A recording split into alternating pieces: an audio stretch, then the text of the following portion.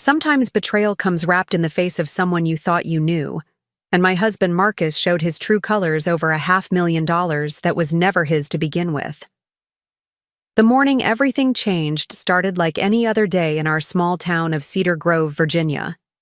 I was in my studio, carefully putting the finishing touches on a commissioned painting. Watercolor landscapes had become my specialty over the past few years, even though they barely paid the bills. The early October sunlight streamed through the bay windows, casting a warm glow over my workspace, while the scent of acrylic paint and coffee filled the air. I'd been married to Marcus for 7 years, and from the outside, we probably looked like any other couple trying to make it work in today's economy. He worked as a mid-level manager at a local manufacturing plant, and I split my time between my art and teaching evening classes at the community center. We weren't rich by any means, but we had enough to keep our modest 2-bedroom house and put food on the table. Or at least that's what I thought until I started noticing the little things. The way Marcus would tense up when bills arrived, the mysterious calls he'd take in private, the growing distance between us that felt like more than just the normal wear and tear of a long-term relationship. That particular morning, I was working on a piece commissioned by Mrs. Henderson, one of my regular clients. She always requested peaceful scenes of the Blue Ridge Mountains, saying they reminded her of her childhood home. As I added subtle shadows to the mountainside, I could hear Marcus downstairs getting ready for work. The familiar sounds of his morning routine, the coffee maker gurgling, his heavy footsteps on the creaky floorboards, the jingle of his car keys, had become a sort of background music to my life. "Emily!" He called up from the bottom of the stairs, his voice carrying that edge of impatience I'd grown increasingly familiar with. "Did you see my blue tie? The one with the stripes?" I set down my brush, careful not to let it roll onto the painting. "Check the laundry room," I called back. "I think I washed it yesterday." I heard him mumble something under his breath, followed by more heavy footsteps. These days, it seemed like every conversation between us had an undercurrent of tension. Maybe it was the financial pressure.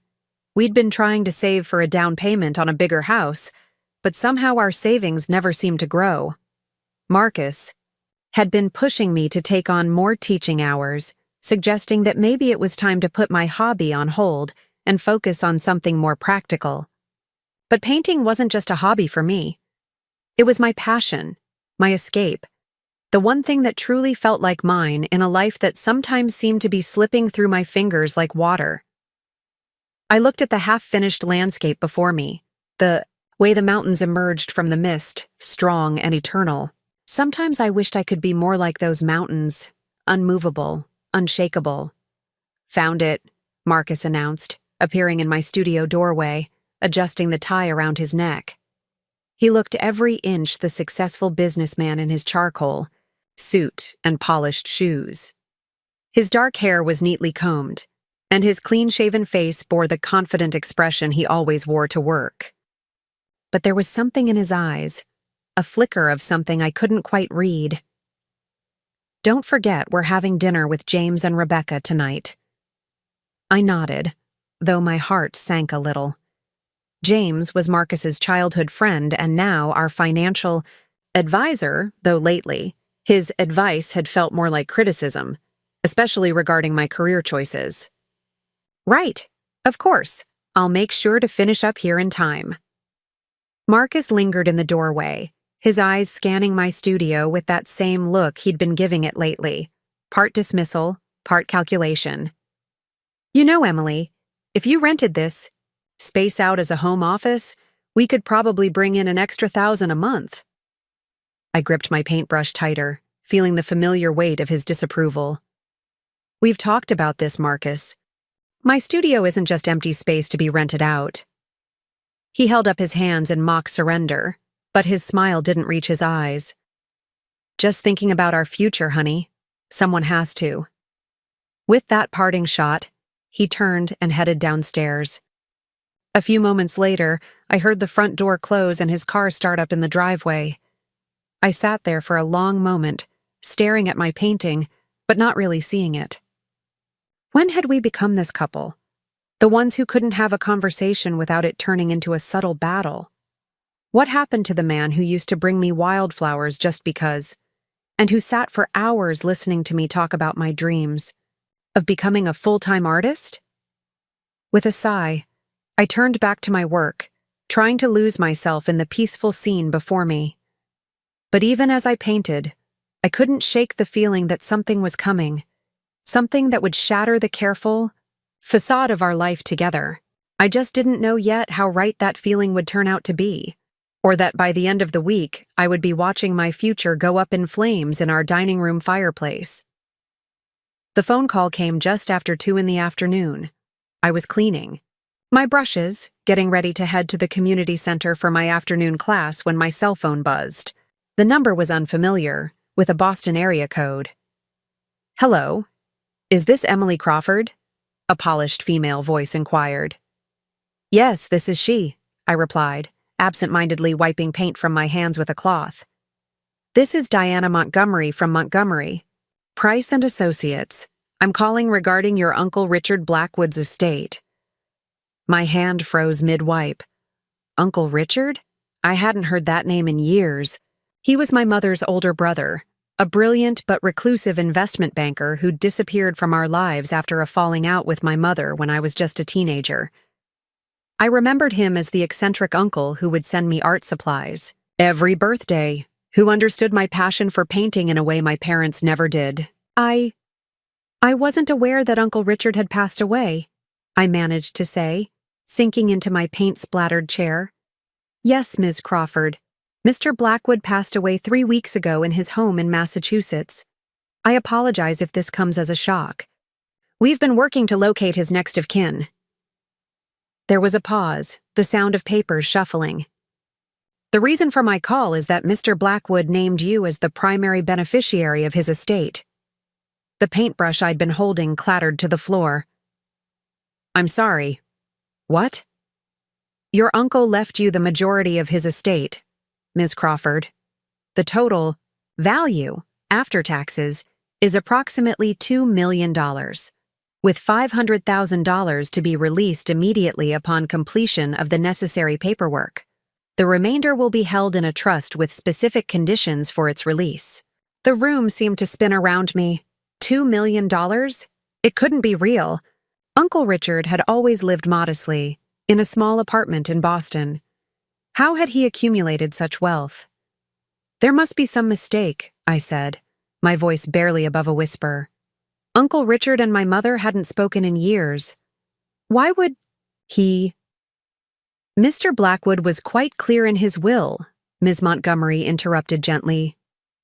"He also left a letter for you, which will be provided along with the inheritance paperwork. Would you be available to meet with our local representative tomorrow morning to begin the process?" I nodded, then realized she couldn't see me. Yes, of course." After arranging the meeting details, I sat in my studio for a long time, trying to process what had just happened. $2 million. It was more money than I'd ever imagined having. Enough to set up my own gallery, to travel and paint the places I'd only dreamed of seeing, to finally prove to Marcus that my art wasn't just a hobby. Marcus. My stomach clenched as I thought about telling him. He'd be thrilled about the money, of course, but something made me hesitate. Lately, he'd been making comments about our money, even though he'd always treated my art income as separate, as my little thing. How would he react to this sudden windfall? I glanced at the clock and realized I was late for my class. Grabbing my teaching supplies, I headed out, my mind still reeling from the news. As I drove to the community center, I decided to wait to tell Marcus about the inheritance. At least until after the meeting tomorrow, until I had more details and had time to think things through. The afternoon class passed in a blur. I went through the motions of teaching basic brush techniques to my eager students, but my mind kept wandering to Uncle Richard. I remembered the last time I'd seen him, at my high school art show. He'd bought one of my paintings, an amateur piece of a stormy seascape, paying far more than it was worth. Never let anyone tell you that your Art isn't valuable, Emily, he'd said. The worth of something isn't just in its price tag.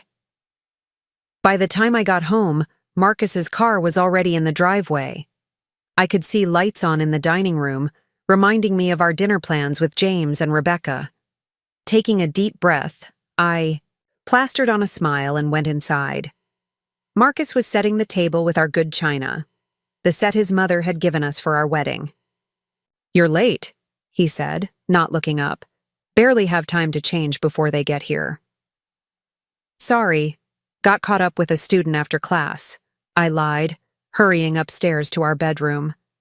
As I changed into a more dinner-appropriate outfit, I could hear Marcus moving around downstairs, probably judging whether the house was presentable enough for his friends.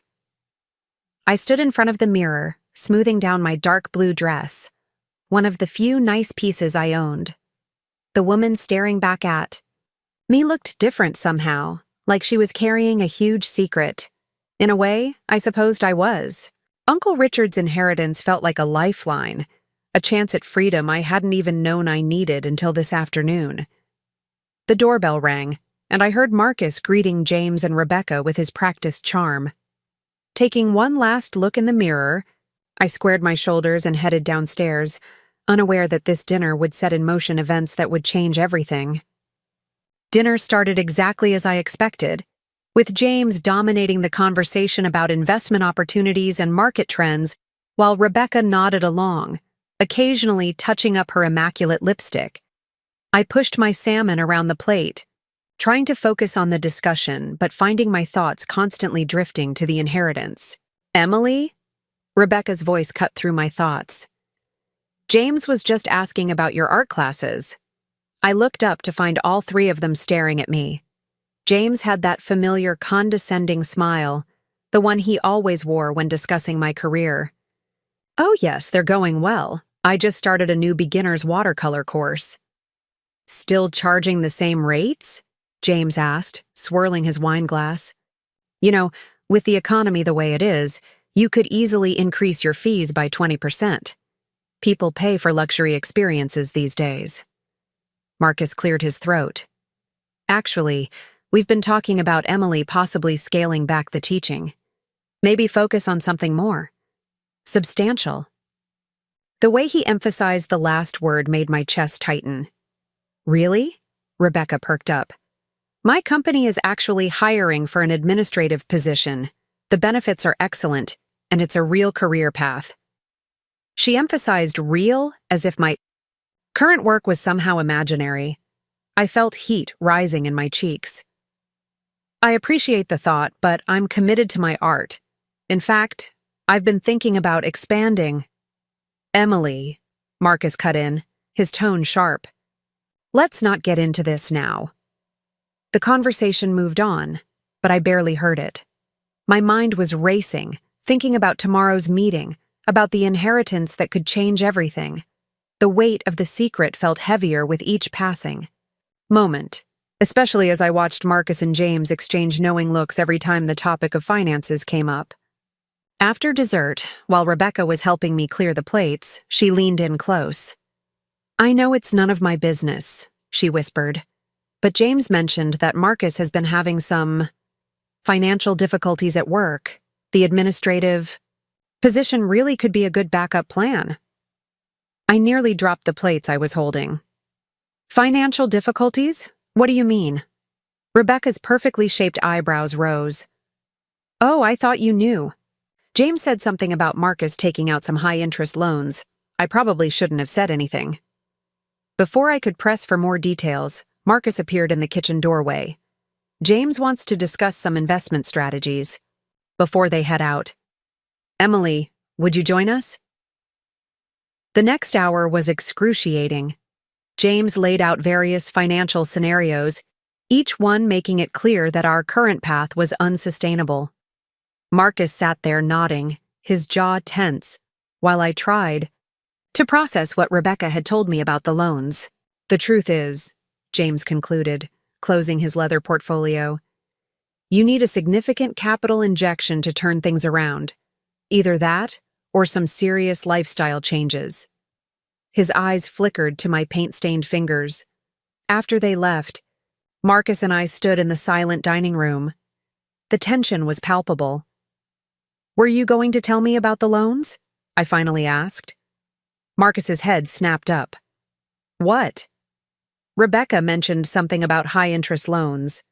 What's going on?" "Marcus?" He ran a hand through his hair, his composure cracking slightly.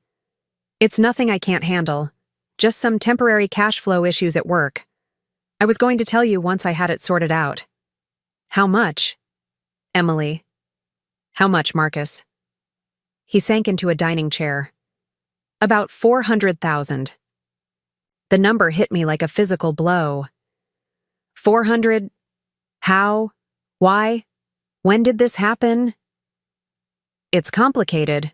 There were some investment opportunities that didn't pan out, some business ventures that needed more capital than expected. But I'm handling it. I thought about the inheritance paperwork I would be receiving tomorrow, about the $500,000 that would be immediately available. The timing was almost too perfect, or too cruel. "Why didn't you tell me?" I asked, my voice barely above a whisper. "Tell you what? That I'm drowning in debt while you play with your paints?" The words came out harsh, bitter. "That everything I've worked for is about to collapse because I can't make the payments? What good would that have done?" "I'm your wife, Marcus. We're supposed to be partners." He laughed, but there was no humor in it. "Partners? When have you ever contributed equally to this partnership?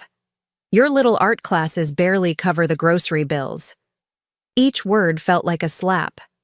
I thought about all the times he'd dismissed my art, all the subtle and not-so-subtle suggestions that I needed to grow up and get a real job.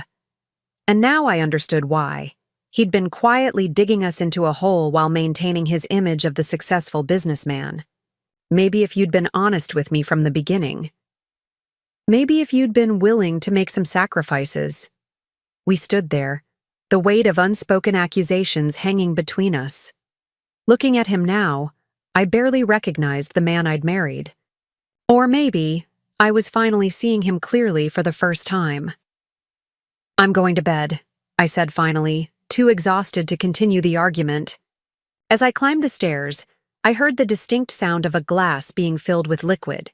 Tomorrow, I would be receiving inheritance papers worth $2 million.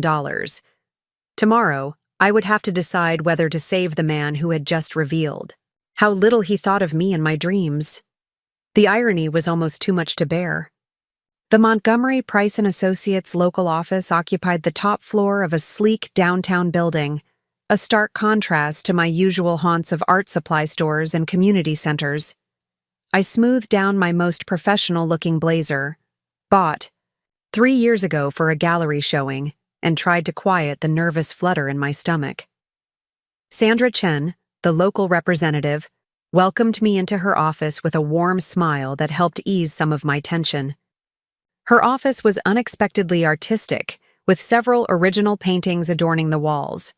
I found myself automatically analyzing the brushwork as she sorted through her documents. "Before we begin the formal proceedings, Ms. Crawford, I have something for you." She pulled out a sealed envelope, slightly yellowed with age. "Your uncle left this with explicit instructions that you should read it before we discuss any details of the inheritance." My hands trembled slightly as I took the envelope. Uncle Richard's familiar, precise handwriting spelled out my name on the front. Inside was a letter, written on thick, expensive stationery. "Dear Emily, if you're reading this, then I've finally done what I should have done years ago. Made things right. First, let me apologize for my long absence from your life. The falling out with your mother was my greatest regret, but pride and stubbornness kept me from reaching out. However, I never stopped following your journey. I've watched from afar as you've pursued your passion for art, despite all the obstacles and discouragements. I've seen your work in local galleries, read reviews of your shows, and even anonymously purchased several of your pieces through various agents. Your talent has only grown stronger with time, matched by your dedication to teaching others. The money I'm leaving you isn't just an inheritance. It's an investment in your vision. I made my fortune through careful investment in things I believed in, and I believe in you, Emily. The initial sum of $500,000 is yours to use as you see fit. The remaining $5 million will be held in trust, to be released in full when you open your own gallery. Yes, a gallery. I know it's been your dream since you were 16, sketching plans for it in your notebooks. I'm not trying to control you from beyond the grave, but rather to give you the push you might need to finally take that leap. Remember what I told you at your high school art show? The worth of something isn't just in its price tag. Your art has worth, Emily. Your dreams have worth. Don't let anyone tell you differently. With love and faith in your future, Uncle Richard. I hadn't realized I was crying until a tear splashed onto the paper. Sandra quietly handed me a tissue, giving me a moment to compose myself. Your uncle was a remarkable man, she said softly. He spoke of you often during our meetings to arrange this. I had no idea he was even following my career, I managed to say, carefully folding the letter. Sandra nodded, pulling out a thick folder. Mr. Blackwood was very thorough in his planning.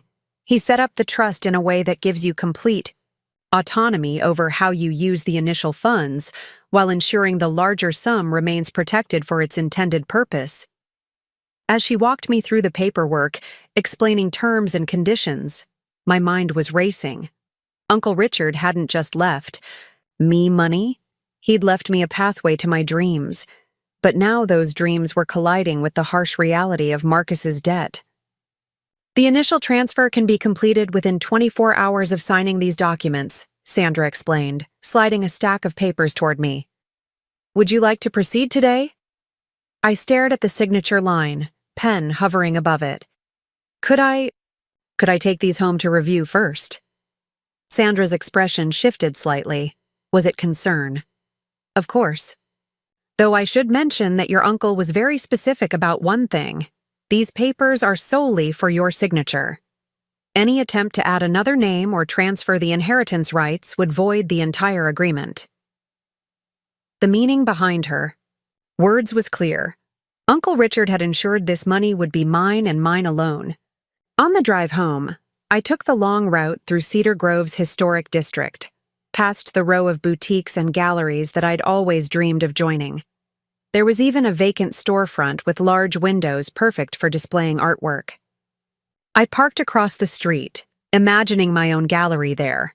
Crawford Gallery, written in elegant letters on the window, my paintings displayed in the warm lighting, a space for teaching and creating and sharing my passion with others. Then I thought about Marcus, about the loans hanging over our heads, about his words from last night. $400,000 of debt. The same man who'd belittled my art for years now needed almost exactly the amount I was about to receive. I pulled Uncle Richard's letter from my bag, reading it again. Your art has worth, Emily. Your dreams have worth. When was the last time Marcus had made me feel that way? The inheritance papers sat in my passenger seat, their presence almost physical in the small space of my car. By tonight, I would have to make a decision, one that would either save my marriage or save my dreams. As I finally turned toward home, I still wasn't sure which path I would choose. But deep down, in a part of me that was growing stronger by the minute, I was beginning to realize they might not be compatible anymore. Part 5. Rising Tension. I found Marcus already home when I arrived, which was unusual for a Tuesday afternoon. He sat at our dining room table, his laptop open in front of him, but his eyes were fixed on the crackling fireplace. We'd rarely used it since moving in, but today flames danced behind the grate, casting shifting shadows across the room. You're home early, I said, clutching my bag with the inheritance papers closer. He didn't turn to look at me. James called. Apparently his wife has a hard time keeping secrets. His voice was eerily calm. Were you planning to tell me about your meeting with the lawyers today? My heart skipped a beat. Of course, Rebecca had told James, and James had told Marcus. In our small town, Secrets rarely stayed secret for long. I was going to tell you tonight, I said, which wasn't entirely a lie. I needed time to process everything first. Marcus finally turned to face me, and I was struck by how different he looked. His usual polished appearance was disheveled, his eyes rimmed with red. Process what exactly? The fact that your uncle left you millions while your husband is drowning. In debt? It's not that simple, Marcus. Actually, it is that simple. He stood up, his chair scraping against the hardwood floor. $500,000, immediately available. That's what James told me. More than enough to clear my debts and give us a fresh start. I set my bag down carefully, the weight of Uncle Richard's letter somehow heavier than the legal documents. The money comes with conditions. Conditions? Marcus laughed, but it was a harsh sound. What conditions could possibly be more important than saving your husband from financial ruin? It's meant for a specific purpose. Uncle Richard wanted— Uncle Richard is dead. Marcus's shout echoed through the room. He's dead and we're very much alive, with very real problems that this money could solve. I flinched at his tone but stood my ground. This isn't about you, Marcus. The inheritance is meant to help me establish my own gallery, to pursue my art career. Your art career? He spat the words like they tasted bitter. Wake up, Emily. Your little hobby isn't going to pay our bills or keep us from losing everything I've worked for. My hobby? Heat rose in my cheeks. Is that really all you think it is? All you think I am? Marcus ran his hands through his hair in frustration. I think you're being selfish. I think you're choosing your paintings over your marriage. And what about you? I shot back. When were you planning to tell me about the loans? About how deep in debt we really were? Or were you just going to keep dismissing my work while secretly hoping for a miracle to save us? He stalked toward me, his face twisted with anger. Give me the papers. What? The inheritance papers. Give them to me. He held out his hand expectantly.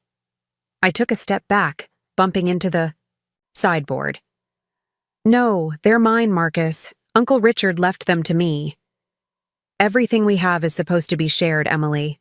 That's what marriage means. He moved closer, his voice dropping to something that might have been meant to sound reasonable, but came out menacing. We can fix everything. Pay off the debts, start fresh. Maybe even fund your gallery later, when things are more stable. But I'd heard that tone before. The same one he'd used when convincing me to put off art school, to take on more teaching hours, to slowly shrink my dreams to fit his plans. I don't believe you. His expression hardened. What? I don't believe you'll ever support my dreams, Marcus? You never have. I clutched my bag tighter. The money wouldn't change anything. You'd find another reason why it's not the right time, why I should wait, why your needs should come first. So that's it? You're choosing your dead uncle's wishes over your living, breathing husband? No, I said quietly, feeling stronger with each word. I'm choosing myself. For the first time in our marriage, I'm choosing what I want. Marcus stared at me for a long moment, something dark and unfamiliar crossing his face. Then, moving faster than I could react, he grabbed my bag. Marcus, stop! But he was already pulling out the papers, his movements jerky and violent. In the firelight, I saw something I'd never seen before in his eyes. A desperate, almost manic gleam. If you won't make the right choice, he said, moving toward the fireplace, then I'll make it for you. Marcus, don't! I lunged forward, but he was already at the fireplace, holding my inheritance papers over the flames. The fire cast an eerie glow on his face, transforming my husband of 7 years into someone I barely recognized. Last chance, Emily, he said, dangling the documents precariously. Be reasonable.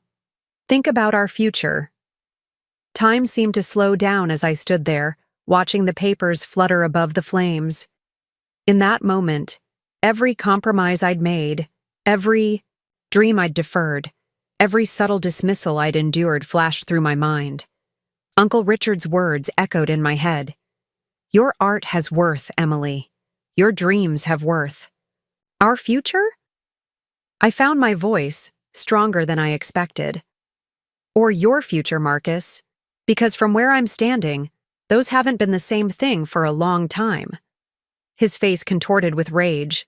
Fine, have it your way. With deliberate slowness, he released the papers into the fire. I watched, frozen in horror, as the flames began to consume the edges of my inheritance papers. The corners curled and blackened, Uncle Richard's careful planning literally going up in smoke. But as I stood there, something unexpected happened. Instead of despair, I felt a surge of clarity. You know what the funny thing is? I said, my voice steady despite the chaos unfolding before me. Those are copies.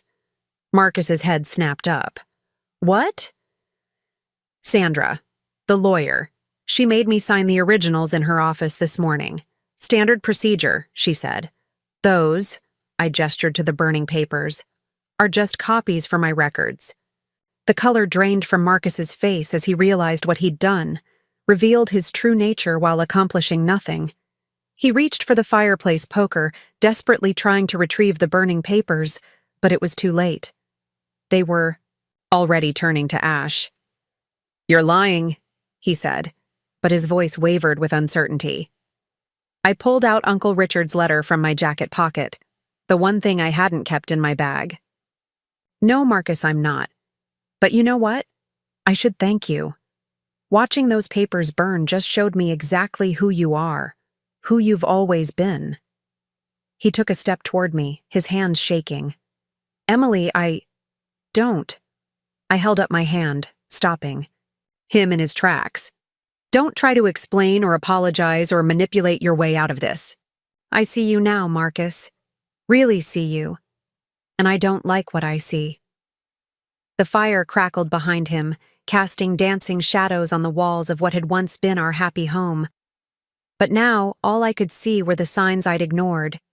The controlling behavior masked as concern, the dismissal of my dreams disguised as practicality, the financial secrets hidden behind a facade of protection. What are you saying? His voice was barely a whisper. I straightened my shoulders, feeling stronger with each passing moment. I'm saying that burning those papers didn't just destroy copies of a document. You burned our marriage, Marcus. Whatever. Trust was left, whatever love remained. It's all ashes now. You can't mean that. We can work this out. Once the money comes through. The money? I laughed, but there was no humor in it. You still don't get it, do you? This isn't about the money. It's about respect, trust, supporting each other's dreams, things you clearly know nothing about. I walked to the front closet and pulled out the overnight bag I'd packed that morning. Another thing Sandra had suggested, her experienced eyes having seen situations like this before. Marcus watched, seeming to shrink with each passing moment. Where are you going? Away from you, I said simply. I'll have my lawyer contact you about the divorce papers. Divorce? The word seemed to jolt him out of his daze. Emily, you're overreacting. Think about what you're throwing away. I paused at the door, taking one last look at the man I'd once loved, still standing in front of the fireplace where he'd tried to burn away my dreams. No, Marcus. I'm finally thinking about what I'm saving. Myself. As I walked out into the cool evening air, I felt lighter than I had in years. Behind me, I could hear Marcus calling my name, his voice growing increasingly desperate. But I didn't look back. The sound of my car starting drowned out his shouts, and as I pulled away from the house, I caught a glimpse of him in my rearview mirror, standing in the doorway, illuminated by the same fire that had revealed his true nature. Tomorrow, I would call Sandra and start the process of securing my inheritance and my future. Tonight, I would mourn the end of my marriage and celebrate the beginning of my freedom. Uncle Richard's letter crinkled in my pocket, a reminder that some people, even those we've lost, believe in our dreams more than those closest to us. The road ahead was uncertain, but for the first time in years, it was truly mine to choose. The neon vacancy sign of the Pinewood Motel buzzed faintly outside my second-floor window. I'd chosen this place specifically because it was the last place Marcus would look, the complete opposite of his preferred luxury hotels. The dated floral wallpaper and slightly musty carpet weren't exactly comforting, but they offered something more valuable: anonymity. I sat cross-legged on the bed, my phone buzzing for the 20th time with Marcus's calls and messages. After the 15th missed call, I'd finally turned off the ringer. Now I just watched the screen light up silently, his desperate attempts at contact becoming increasingly frequent. "You did the right thing," Claire's voice crackled through my laptop speakers. My oldest friend from art school was now a successful gallery owner in Seattle, and despite the 3-hour time difference, she'd picked up my video call immediately. I hugged my knees to my chest, still wearing the clothes I'd fled the house in. Then why do I feel like I'm going to throw up? Claire's pixelated image leaned closer to her camera. "Because you just walked away from 7 years of your life. You're allowed to feel sick about it. But Emily, honey, you should have left the first time he tried to make you quit painting." "He never actually said to quit," I defended automatically, then caught myself. Old habits die hard. He just made it impossible not to feel guilty about it. Classic manipulation. Claire took a sip from her coffee mug, knowing her, probably her third espresso of the morning. "The Marcus I met at your wedding would have never burned legal documents in a fireplace. But the Marcus you've been describing over the past few years? That guy's been working up to this kind of dramatic betrayal for a long time." She was right. I thought back to the early days of our marriage, when Marcus would proudly show off my paintings to his colleagues. Somewhere along the way, that pride had turned to tolerance, then to barely concealed disdain. The change had been so gradual I'd hardly noticed it happening. "I keep thinking about Uncle Richard," I said, pulling his letter from my jacket pocket. The paper was worn now from multiple readings. "How did he know, Claire? How did he know I'd need this kind of push to break free?" "Because he was watching," Claire replied simply. "Sometimes it takes someone on the outside to see what's really going on. Speaking of which." She disappeared from frame for a moment, then returned with a notebook. "I've been doing some research since you first called. There's a gorgeous little gallery space available in the Arts District here in Seattle. Great lighting, excellent foot traffic, and the rent is surprisingly reasonable." I blinked. "Seattle? Claire, I can't just—" "Why not? What's keeping you in Cedar Grove now?" "Marcus? That suffocating small-town attitude that treats art like a cute hobby rather than a career?" Her voice softened. "Emily, you're about to receive an inheritance specifically meant to help you open a gallery. You have an experienced gallery owner as a best friend who'd love to mentor you. Maybe it's time for a completely fresh start." Before I could respond, my phone lit up again. But this time it wasn't Marcus. It was a text from James. "Marcus told me what happened. You're making a huge mistake. That money could save everything we've worked for." "We?" I said aloud, anger flaring. "Since when was it we?" "What?" Claire asked. I showed her the text. Her eyes narrowed. "Oh, so now the financial advisor best friend is trying to guilt you too?" "Emily, I'm starting to think this whole situation is bigger than just Marcus's loans." A knock at my motel room door made me jump. "Hold on," I whispered to Claire, my heart racing. The knock came again, more insistent this time. "Emily," a familiar voice called out. "It's Rebecca. Please, we need to talk." I stared at the door in disbelief. How had she found me? "Don't you dare open that door," Claire warned, reading my expression. Nothing good can come from talking to any of them right now. But as Rebecca continued to knock, something clicked in my mind. The mysterious loans, James's involvement, Rebecca's convenient job offer. What if this wasn't just about Marcus's financial troubles? What if there was something bigger going on? "Claire," I said slowly, "I need to call Sandra Chen. Something's not adding up here." "The inheritance lawyer? It's the middle of the night." "There." She gave me her emergency number for a reason. I picked up my phone, ignoring the new barrage of texts from Marcus. I need to make sure the inheritance is secure. Right now. The knocking had stopped, but I could hear Rebecca's voice, lower now, talking to someone. More than one set of footsteps moved past my door. "Emily?"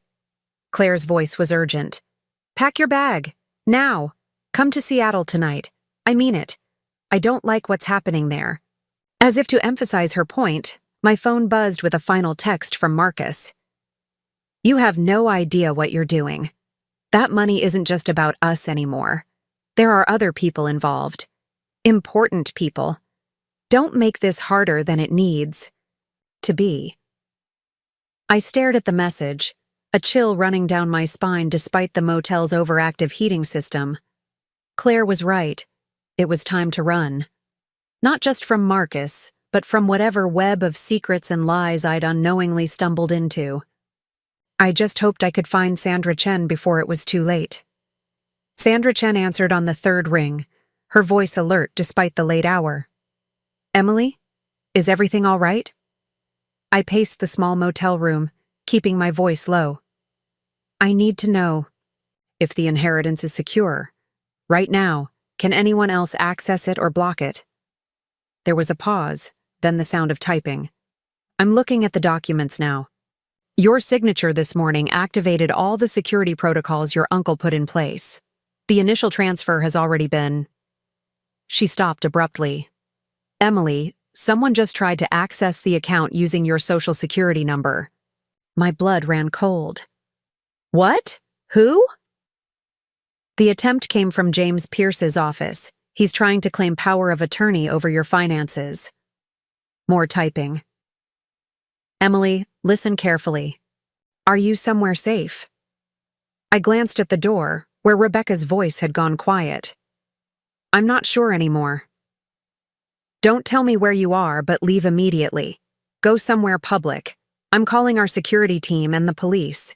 Your uncle." She hesitated. "Your uncle left specific instructions about what to do if something like this happened." "What do you mean, something like this?" "Richard Blackwood didn't just leave you money, Emily. He left evidence, documents about certain investment schemes he'd uncovered, people who were using art galleries for money laundering. James Pierce's name is all over those files. The pieces started falling into place. Marcus's mysterious loans, James's insistence on handling all our finances, the pressure to give up my art career. They were going to use my gallery, weren't they? Once I got the inheritance? It certainly looks that way. Your uncle spent years gathering evidence. He knew they'd try to get to his money through you." Sandra's voice turned urgent. "Emily, these people, they're dangerous. Get out of there, now." As if on cue, I heard a key card.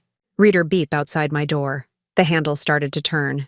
"They're here," I whispered into the phone, grabbing my bag. "Someone got a key. Get to the window, now." I was already moving, thanking whatever instinct had made me choose a second-floor room. The old-style motel had a metal fire escape, rusted but sturdy enough. As the door began to open, I climbed out onto the narrow platform. "Emily, don't be stupid," Marcus's voice called from inside the room. "We just want to talk." I looked down at the parking lot 2 stories below. My car was blocked in by 2 unfamiliar vehicles. Expensive black SUVs that screamed, trying too hard to look inconspicuous. "The police are on their way," Sandra said in my ear. "But you need to move now." I heard footsteps approaching the window. Making a split-second decision, I dropped my bag onto the dumpster below and started climbing down the fire escape. The metal creaked ominously but held. "She's on the fire escape," Rebecca's voice called out. I heard multiple footsteps rushing back toward the door. I reached the dumpster, retrieved my bag, and ran. Not toward the parking lot where they'd expect, but toward the woods behind the motel. Years of hiking to find scenic painting spots had made me comfortable in the dark among trees. "Emily, I'm tracking your phone," Sandra said. "There's a 24-hour diner 2 miles east of your location. Get there, go inside where there are witnesses. I'll have someone waiting." I ended the call but kept running, my art teacher's sensible shoes proving more practical than I'd ever expected. Behind me, I could hear voices calling my name, flashlight, beams cutting through the darkness. The gravity of what was happening hit me as I ran. This wasn't just about Marcus burning papers in a fit of rage anymore. This was about years of careful planning, both Uncle Richard's and James's. One trying to protect me, the other trying to use me. And Marcus. Had he known all along? Had our entire marriage been part of their scheme?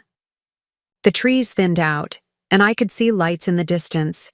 The highway. The diner would be just beyond it. My lungs burned, but I kept moving.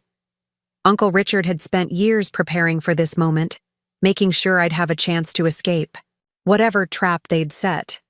I wasn't going to waste his efforts. Behind me, the voices had faded, but I could hear cars on the motel's access road. They were trying to cut me off. But they didn't know these woods, didn't know the hidden paths I'd explored while searching for inspiration for my landscapes. As I emerged onto the highway, I saw the diner's neon sign glowing in the distance. And there, parked in front, was a sleek black sedan with diplomatic plates. A woman in a suit stood beside it, scanning the area alertly. I'd made it. But as I hurried toward the diner, I knew this wasn't over. Not by a long shot. Whatever web of lies and corruption I'd stumbled into, I was now part of it. The only question was, would I be a victim or would I fight back? Uncle Richard had chosen to fight. Now it was my turn to make the same choice. The woman in the suit turned out to be Agent Sarah Martinez of the FBI's White-Collar Crime Division. She whisked me into the diner, ordered coffee we wouldn't drink, and laid out a truth more staggering than anything I could have imagined. "Your uncle didn't just stumble upon their operation," she explained, her voice low despite the empty diner. "He spent the last decade of his life deliberately infiltrating it. The inheritance wasn't just about giving you a fresh start. It was about completing his investigation." I wrapped my hands around the warm coffee mug, trying to process what she was telling me. "So the gallery condition in the will was a trap," she nodded.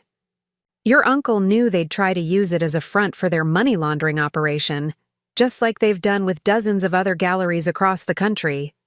James Pierce isn't just a small-town financial advisor. He's a key player in an international art fraud scheme." My mind flashed back to all those meetings in James's office, the way he'd always steered conversations toward the art world, his insistence on handling all our finances. "And Marcus?" Agent Martinez's expression softened slightly. "We're not entirely sure of your husband's level of involvement. Our surveillance suggests he was brought in about 3 years ago, right around the time he started having financial troubles." 3 years ago. Right when he'd started pushing harder against my art career, when the subtle undermining had turned into active discouragement. Had any of it been real? Had he ever loved me? Or had I just been a convenient mark? "We've been building a case for years," Martinez continued, "but we could never get close enough to gather concrete evidence. Your uncle changed that. She stopped abruptly, her hand moving to her earpiece. Her expression turned serious. "They just accessed your home's security system. A team is headed there now." "What? Why would they go to the house? Is there anything there? Something they might be looking for?" I started to shake my head, then froze. "Uncle Richard's letter, the original one from the inheritance papers. I left it in my studio." Martinez was already standing, dropping cash on the table. "We need to move, now." The drive to my house was tense. Martinez explained more about the investigation, about how art galleries were perfect for laundering money, inflated prices, subjective values, international buyers. James and his associates had built a network of seemingly legitimate galleries, each one pumping millions in dirty money through the art market.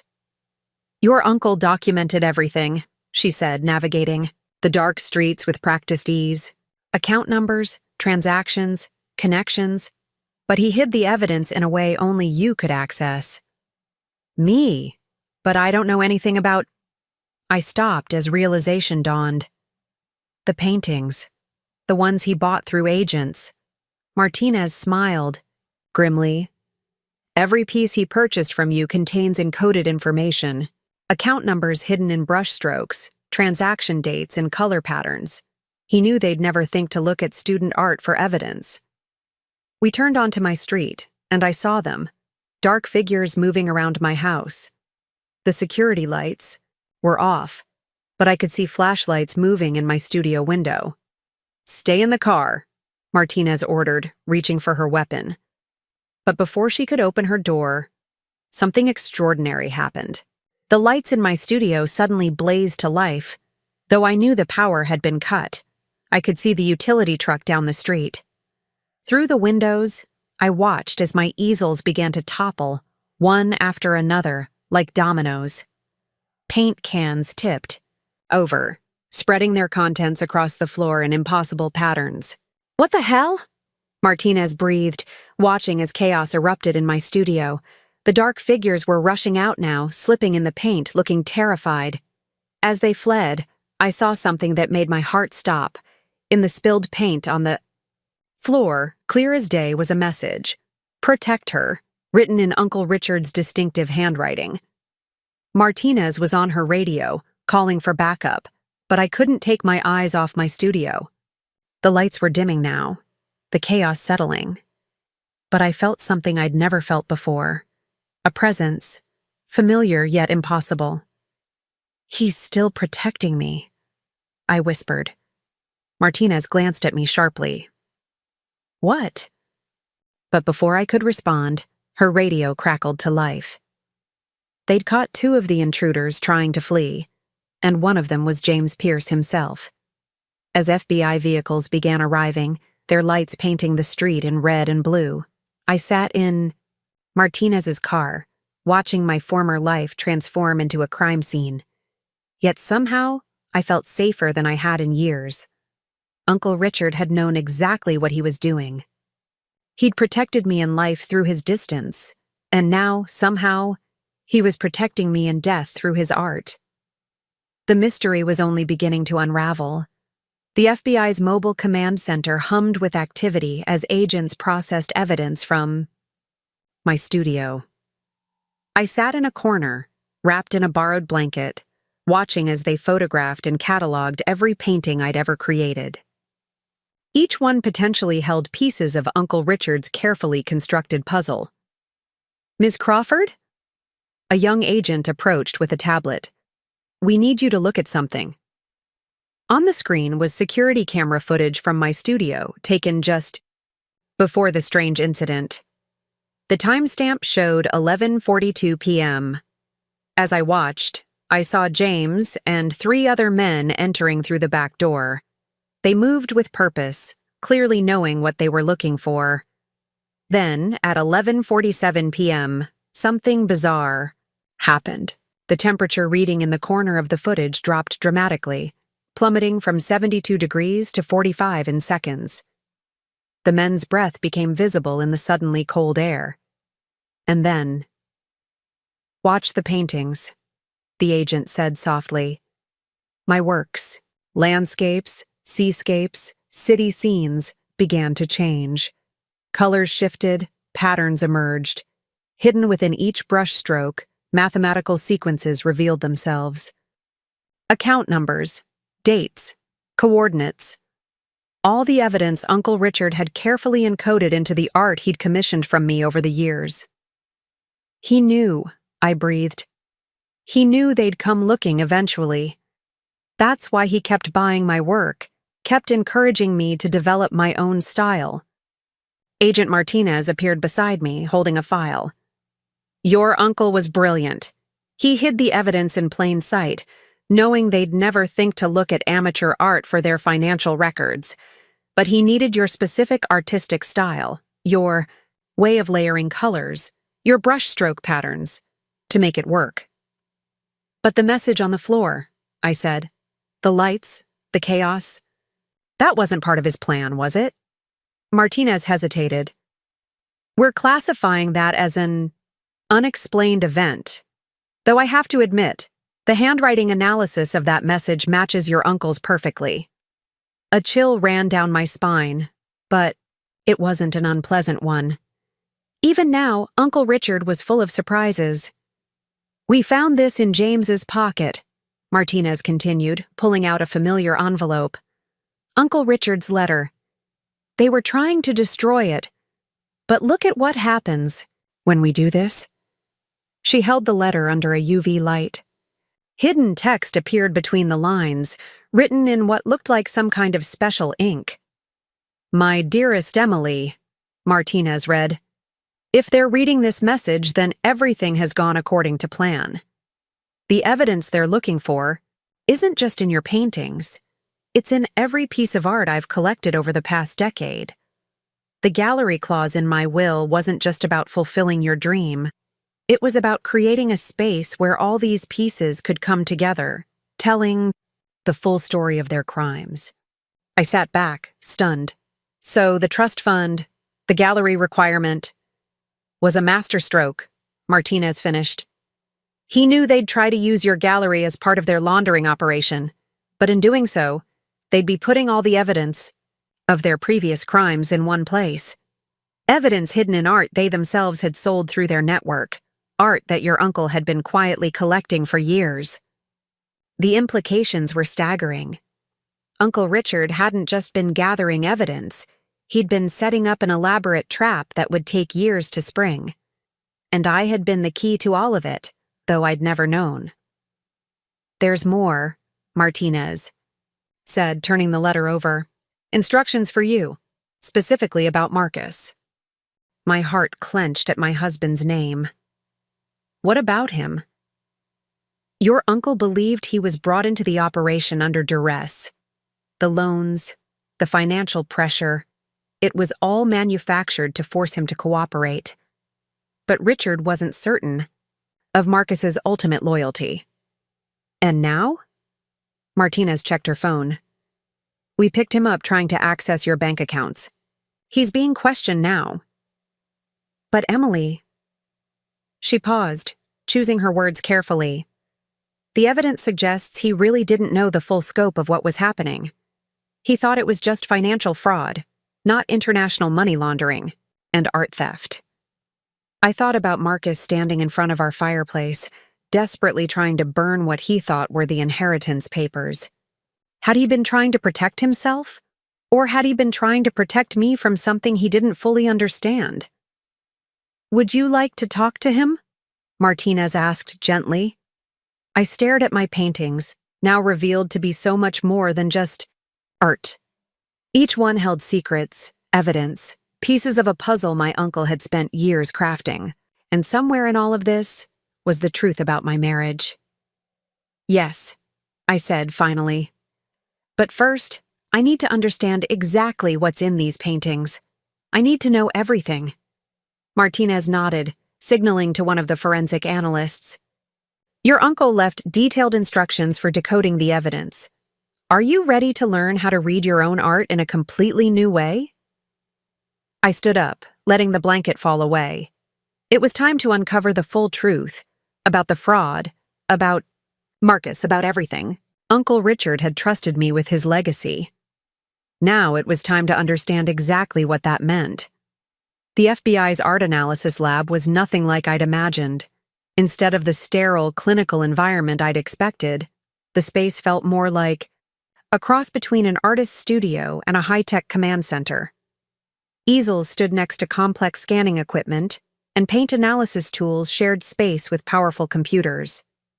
Dr. Helena Wright, the FBI's lead art forensics expert, had flown in specifically for this case She was a tall woman with steel gray hair and paint-stained hands that somehow looked natural with her crisp FBI jacket. "Your uncle," she said, adjusting a large magnifying apparatus over one of my seascapes, "was a genius. I've been analyzing art fraud for 30 years, and I've never seen anything like this." I watched as she manipulated the controls, and suddenly my simple painting of waves crashing against rocks transformed on the monitor beside us. Hidden patterns emerged, visible only under specific light frequencies. "See these wave patterns?" She pointed to a seemingly random arrangement of brushstrokes. "They're actually a sophisticated code. Each wave contains a sequence of numbers, dates, times, amounts. But the brilliant part is that they only make sense when painted in your specific style." "I don't understand," I said, leaning closer. "How could he know how I would paint each piece?" Helena smiled. "He didn't. Instead, he adapted his code to work with your natural artistic evolution. Every time you developed a new technique or changed your style, he found ways to incorporate it into his system. These commissions weren't just about hiding evidence. They were about helping you grow as an artist." She pulled up another painting, this one a cityscape I'd done 2 years ago. "Look at how your brush strokes changed here. More confident, more distinctive. And see how the code adapted? The information is hidden in the negative space now, using your unique way of defining boundaries between objects." "All those critiques he sent through his agents," I whispered. "The specific requests for certain techniques. We're teaching you the exact style he needed for his code to work." Helena's eyes sparkled with professional admiration. "He was building a cipher that only exists in the way you specifically paint. Even if they got their hands on the paintings, they couldn't decode them without understanding your artistic evolution." A lump formed in my throat. Even in his absence, Uncle Richard had been teaching me, guiding me, preparing me for this moment.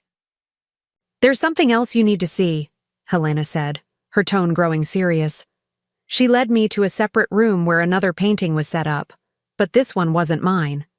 This was found in Richard's apartment after his death, his last work. I stared at the canvas, confusion washing over me. It was amateur at best, nothing like the sophisticated financial analyst I remembered. The scene was simple.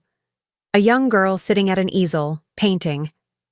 The girl was me, I realized with a start, copied from an old photograph. "Look closer," Helena urged. As I studied the painting, something clicked. The awkward brush strokes, the seemingly clumsy composition. It was all deliberate. Uncle Richard had painted it in an approximation of my early style back when I was first learning to paint. "He embedded one final message in this," Helena explained, adjusting her equipment. "But it could only be decoded by someone who understood both the technical aspects of his cipher and the emotional context of your artistic journey." The scanning equipment hummed to life, and text began to appear on the screen, hidden within the painting's layers. "My dearest Emily, if you're reading this, then everything has fallen into place. You've discovered your strength, just as I always knew you would. The evidence in your paintings will expose their operation, but this message is about something more important. I didn't just choose you because you were my niece, or because of your artistic talent. I chose you because I saw in you the same thing I saw in myself, the courage to stand up for what's right, even when it means standing alone. The gallery isn't just your dream anymore. It's a weapon against those who would use art to hide their crimes. Every painting you create from now on will carry the truth in its brushstrokes, whether you encode messages or not, because you understand now that art isn't just about beauty, it's about honesty. I'm sorry I couldn't be there to teach you in person, but know that every commission, every critique, every suggestion was my way of preparing you for this moment. You're ready now, Emily. Ready to be not just an artist, but a guardian of truth through art. All my love, Uncle Richard. I realized I was crying only when Helena quietly handed me a tissue. The message continued, containing detailed instructions about the gallery, about future paintings, about how to continue Uncle Richard's work. But it was the personal message that hit me hardest. The realization that his belief in me had been genuine, his guidance deliberate, his love real. "Your uncle," Helena said softly, "created something unprecedented here, a way to fight crime through art itself. The question is, are you ready to continue his work?" I looked at my paintings lined up along the wall, each one now revealed to be both art and evidence, beauty and truth intertwined. I thought about the gallery that would now serve a dual purpose, a dream fulfilled and a mission continued. "Yes," I said, straightening my shoulders. "Show me everything. Show me how to read the messages, how to continue the code." Helena nodded approvingly. "Then let's begin. We have a lot to cover, and according to your uncle's notes, there's more. Evidence still out there, hidden in artwork we haven't found yet." As we bent over the paintings, Helena beginning my education in this new language of hidden truths, I felt Uncle Richard's presence stronger than ever. He had given me more than an inheritance. He had given me a purpose. The artist in me had always known that every painting tells a story. Now I understood that some stories could change the world. I spent the next 3 days in the FBI's art analysis lab, absorbing everything Helena could teach me about Uncle Richard's sophisticated coding system. My paintings were spread out chronologically, telling a story I'd never known I was helping to tell. Each piece was a chapter in Uncle Richard's meticulous documentation of the money laundering operation. "The genius is in the simplicity," Helena explained, adjusting her spectacles as she showed me yet another hidden pattern. "Look at this landscape. From 3 years ago. The rock formations you painted? They're actually a visual representation of bank transfers. Each layer represents a different shell company." I leaned closer to the monitor, seeing my art transform into data. "And these shadows in the valley? Dates and amounts. Your natural tendency to layer dark colors created the perfect hiding place for the most damaging evidence." Helena's eyes sparkled with professional admiration. "But here's where it gets fascinating. When you started experimenting with a lighter palette last year, your uncle adapted the code to work with negative space instead. As we worked, Agent Martinez kept us updated on the investigation's progress. James Pierce had started talking, hoping for a deal. His confession painted a picture of an operation far larger than anyone had suspected. "He claims Marcus was brought in specifically because of you," Martinez told me during one of our breaks. "They needed someone close to you, someone who could eventually influence how you'd use your inheritance. The news should have hurt more than it did. Instead, I felt oddly detached, as if Marcus belonged to a different life, one I'd already left behind." "Have you decided if you want to speak with him?" Martinez asked gently. I looked at my paintings, each one now revealed to be both art and evidence. "Not yet. First, I need to understand everything, every piece of the puzzle." Helena appeared with another canvas, one of my earliest works that Uncle Richard had purchased. "Speaking of puzzles, look at this. Your early style was actually perfect for hiding the most crucial information. The slightly uneven brushstrokes that you were so self-conscious about, they're practically unbreakable encryption." As she spoke, her equipment revealed another layer of hidden data. This time, I recognized the patterns without help. Account numbers, dates, connections between seemingly unrelated galleries across the country. "It's like learning to read a new language," I murmured, "but one I've been speaking all along without knowing it." "Exactly," Helena beamed. "And now that you understand the basics, there's something else you need to see." She led me to a separate workspace where a blank canvas was set up. "Your uncle left specific instructions about this. Once you understood the code, you were supposed to create one final piece, a key that only you could paint." I picked up a brush, feeling its familiar weight. "What am I supposed to paint?" "That's the brilliant part," Helena said. "Anything you want. the code exists in your natural style now.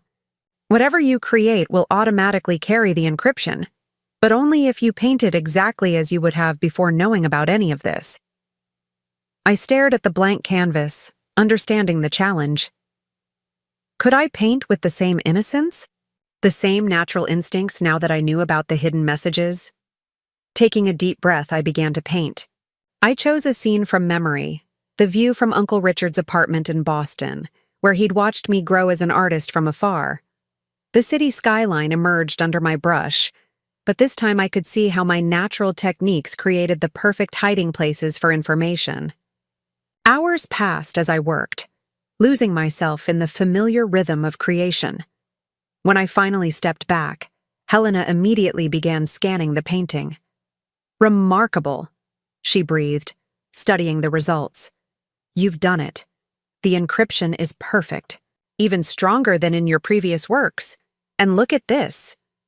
She pointed to a pattern that had emerged in the sky I'd painted. "This isn't just a key to the code, it's a map. These patterns, when overlaid with your other paintings, reveal locations, places where evidence is still hidden." Martinez, who had been watching silently, stepped forward. "How many locations?" "At least a dozen," Helena replied, her fingers flying over her keyboard. "Galleries, auction houses, private collections, all connected to the laundering operation." I studied my painting, seeing it with both artists' and investigators' eyes. He knew, didn't he? Knew that once I understood the code, I'd never be able to paint the same way again. This was my last chance to create something with that same innocence. Helena nodded solemnly. "But look what you've created instead. A bridge between your old life and your new one. A piece that honors both the artist you were and the guardian you're becoming." Guardian. The word echoed in my mind, reminding me of Uncle Richard's final message. Art wasn't just about beauty anymore. It was about truth, about justice. "So, what happens now?" I asked, looking between Helena and Martinez. "Now," Martinez said, "we start planning the gallery opening. Your uncle's will required it to be established within 30 days of receiving the inheritance. We'll use it as a hub for the investigation, a way to draw out more players in the operation." "But first," Helena interjected, "you need to decide about Marcus. He's still asking to speak with you, and given what we now know about his involvement." I looked at my new painting, still wet on the canvas. The old Emily might have rushed to hear Marcus's explanation, eager to understand, to forgive. But I wasn't that person anymore. "Tomorrow," I said firmly.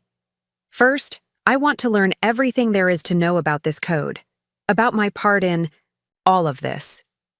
Both women nodded, understanding. I turned back to my paintings, each one a chapter in a story I was only beginning to understand. The artist in me had died a little today, replaced by something stronger, more purposeful. Uncle. Richard had given me more than an inheritance or a mission. He'd given me a new way of seeing, not just art, but truth itself. The FBI's interview room was nothing like the ones you see on television. Instead of harsh fluorescent lighting and metal furniture, it was designed to look almost like a small office. But the mirrors were still two-way glass, and I knew agents were watching as Marcus was led in, looking nothing like the confident man who had tried to burn my inheritance papers just days ago. "Emily," he breathed, stopping short when he saw me. His suit was wrinkled, his usually perfect hair disheveled. "I've been trying to explain." "I'm not here for explanations," I cut him off, my voice steadier than I expected. "I'm here to offer you a choice." He sank into the chair across from me, confusion crossing his face. Behind him, through the two-way glass, I knew Helena and Martinez were watching, ready to proceed with whichever path this conversation took. "Agent Martinez tells me you've been partially cooperating," I continued, laying out the folder Helena had prepared. "But you haven't given them everything. You're still protecting someone." Marcus's eyes darted to the folder. "I told them what?" I know about James's operation. No, I interrupted again, opening the folder to reveal one of my paintings, a cityscape from 2 years ago. You haven't told them about the connection to Riverside Gallery or about the shipments that came through. They're every third Thursday. His face went pale. How did you... Because it's all here. I pointed to specific areas of the painting, using the knowledge Helena had drilled into me over the past few days. The dates, the amounts, the contact names, everything. Uncle Richard encoded it all into the art he commissioned from me. Understanding dawned in his eyes, followed quickly by fear. That's impossible. Is it? I pulled out another painting, this one from last year. Should we talk about the Anderson account? Or maybe the offshore transfers that went through Dubai? Marcus slumped in his chair, the last of his resistance crumbling. You don't understand. These people? They're dangerous. If I tell you everything... They're already finished, I said firmly. The FBI has enough evidence from my paintings alone to take down the entire network. The only question is whether you want to be buried with them or help us make sure we get everyone. Everyone? His voice cracked slightly. Including your father. Marcus's head snapped up. For a moment, I saw a flash of the man I'd married. Vulnerable, human. How did you know? Uncle Richard knew. He tracked the connections back to the source. Your father wasn't just James's client. He was the one who started the whole operation 15 years ago. That's why you got involved, isn't it? To protect him? Tears welled in Marcus's eyes. He was going to lose everything. The family business, the house, everything. James offered a way out, but it came with conditions. When they found out I was dating you, that your uncle was Richard Blackwood. They saw an opportunity. I finished. A way to get close to Uncle Richard's money, to use the inheritance to expand their operation. At first, that's all it was supposed to be. Marcus admitted, his voice barely above a whisper. But then I fell in love with you. Really fell in love. That wasn't part of the plan. But you still tried to control me, I said, keeping my voice level. Still tried to crush my dreams, make me doubt myself. Was that love, Marcus? He looked away. I thought I was protecting you. If you gave up art, stepped away from that world, maybe you'd be safe when everything fell apart. By destroying who I was? By making me small enough to fit into your idea of safety? I shook my head. That's not protection, Marcus. That's control. What choice did I have? The same choice you have now. I laid out another document, a cooperation agreement Martinez had prepared. Tell us everything. Help us make sure we get all of them, including your father. In return, you get immunity and witness protection. Marcus stared at the agreement. And if I don't? Then I start decoding more paintings. Every transaction, every name, every crime, all of it comes to light, including your father's role in all of it. You've changed, he said softly, studying my face. Yes, I agreed. I finally became who I was always meant to be. The question is, who are you going to choose to be? For a long moment, Marcus sat in silence, looking between me and the agreement. Finally, he reached for the pen. I never deserved you, he said as he signed his name. No, I replied, standing up. You didn't. But you can deserve your second chance. As I walked out of the interview room, Martinez met me with an approving nod. Well done. We'll get everything from him now. Was I right? About his father? Spot on. Helena found the evidence in your earliest paintings. Richard had been tracking the elder Mr. Brennan's activities for years. I thought about Marcus, about the weight of family expectations and the choices we make because of them. Make sure he gets the protection he was promised. Whatever else he did, he made the right choice in the end. And what about you? Martinez asked as we walked back to the lab. Ready to start planning the gallery opening? I smiled, thinking about the blank canvas waiting for me, about the new way I could now use my art to protect truth and justice. Yes, but first, Helena promised to teach me more about incorporating active surveillance coding into contemporary pieces. You're really embracing this guardian of truth through art role, aren't you? Uncle Richard believed in me, I said, picking up a brush. Now I finally understand why. Behind me, Helena was already setting up her equipment, ready to help me merge my artistic vision with this new purpose. My paintings would never be the same. They would be something more. Each brushstroke a statement of truth, each color a guardian of justice. The artist I had been was gone, but in her place stood someone stronger. Someone who could paint not just beauty, but truth itself. The news of James Pierce's arrest sent shockwaves through Cedar Grove. Within days, rumors were flying about FBI investigations, money laundering, and art fraud. But no one connected it to me yet, the quiet art teacher who had suddenly disappeared from her usual spots around town. I was working late in the FBI lab, practicing Helena's techniques with a new painting, when Martinez burst in with a concerned expression. "We have a problem," she announced, tablet in hand. "Rebecca Pierce just called a press conference. She's planning to go public with everything, but her version of events."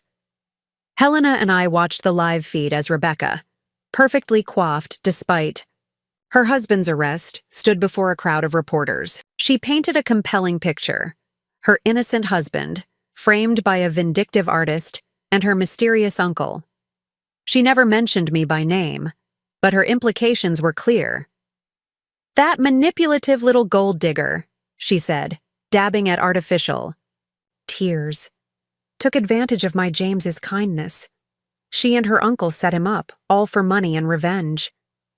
"She's trying to poison the jury pool," Martinez muttered. "Make any future trial about you instead of them." But I was watching something else. The way Rebecca's hands kept straying to her expensive necklace. How her eyes darted to someone off camera every few seconds. "She's not doing this alone," I said, reaching for a blank canvas. "Look at her. Body language. Someone's pulling her strings." Helena moved closer, intrigued. "What are you thinking?" "Uncle Richard taught me to read people through art," I explained, starting to sketch rapidly. "He said every person has tells, just like every painting has a signature. Rebecca's telling us something with every nervous gesture." My hands moved. Quickly, capturing Rebecca's stance, the angle of her shoulders, the direction of her glances. Helena's equipment hummed to life, scanning my work in real time. "There," I pointed to the emerging pattern. "She keeps looking left, about 15 degrees up. There must be someone in that window of the courthouse." Martinez was already on her phone, directing agents to investigate. Within minutes, we had confirmation. Surveillance cameras had caught Thomas Brennan, Marcus's father, watching from exactly where I'd indicated. "He's getting desperate," Martinez said. "With Marcus cooperating, he's trying to discredit the whole investigation before we can get to him." "It's more than that," I replied, still painting. "Look at Rebecca's necklace. It's new, Art Deco style, probably from the Carson collection that went missing last year. He's reminding her that she's implicated too, that she has as much to lose as anyone." Helena's equipment beeped, confirming my analysis. The necklace's pattern matched a piece from the stolen Carson collection, its value estimated at over $2 million. "How did you know about the Carson collection?" Martinez asked, impressed. "Uncle Richard's notes mentioned it, one of the biggest art heists they'd pulled off. He suspected it was being used as leverage to keep people in line." I added final touches to the painting, revealing more hidden connections. "Rebecca's not just James's wife. She's Thomas Brennan's inside source at the insurance company that handled the Carson claim." Martinez was already mobilizing teams. "If we can prove she helped fake the insurance documentation." She'll flip on Thomas, Helena finished, just like Marcus did. But something still bothered me. It's too obvious, I said, studying my painting. Thomas Brennan is smarter than this. Why let Rebecca wear stolen jewelry to a press conference? Unless... Helena adjusted her scanning equipment, revealing new layers in the painting. Unless this isn't about Rebecca at all. It's about what's happening somewhere else while we're all focused on her. I thought about Uncle Richard's lessons in misdirection, how he'd used obvious patterns to hide deeper truths. The gallery opening is in 3 days. Everyone knows about it. It's been in all the papers. Perfect timing for moving something they don't want us to find, Martinez realized. While we're focused on protecting you and the gallery, they're planning something bigger. I started another painting, this one focused on the gallery layout. But Uncle Richard would have anticipated this. He knew Thomas Brennan better than anyone. As I worked, patterns emerged. Security vulnerabilities, blind spots, potential entry points. But there was something else. Something in the way Uncle Richard had specified exactly how the paintings should be arranged. Look at this. Helena pointed to a sequence in the arrangement. The paintings aren't just arranged for aesthetic value. They're creating a surveillance network. Each piece's hidden code works with the others to monitor the entire space. Martinez studied the pattern.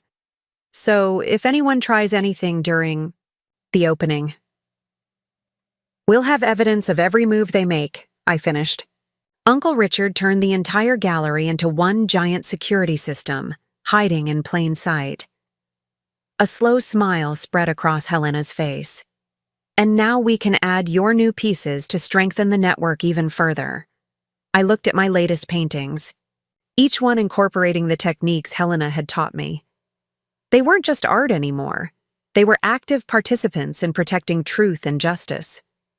Let them come, I said, picking up my brush again. The gallery opening will go ahead as planned. But this time, we'll be ready for whatever Thomas Brennan has planned.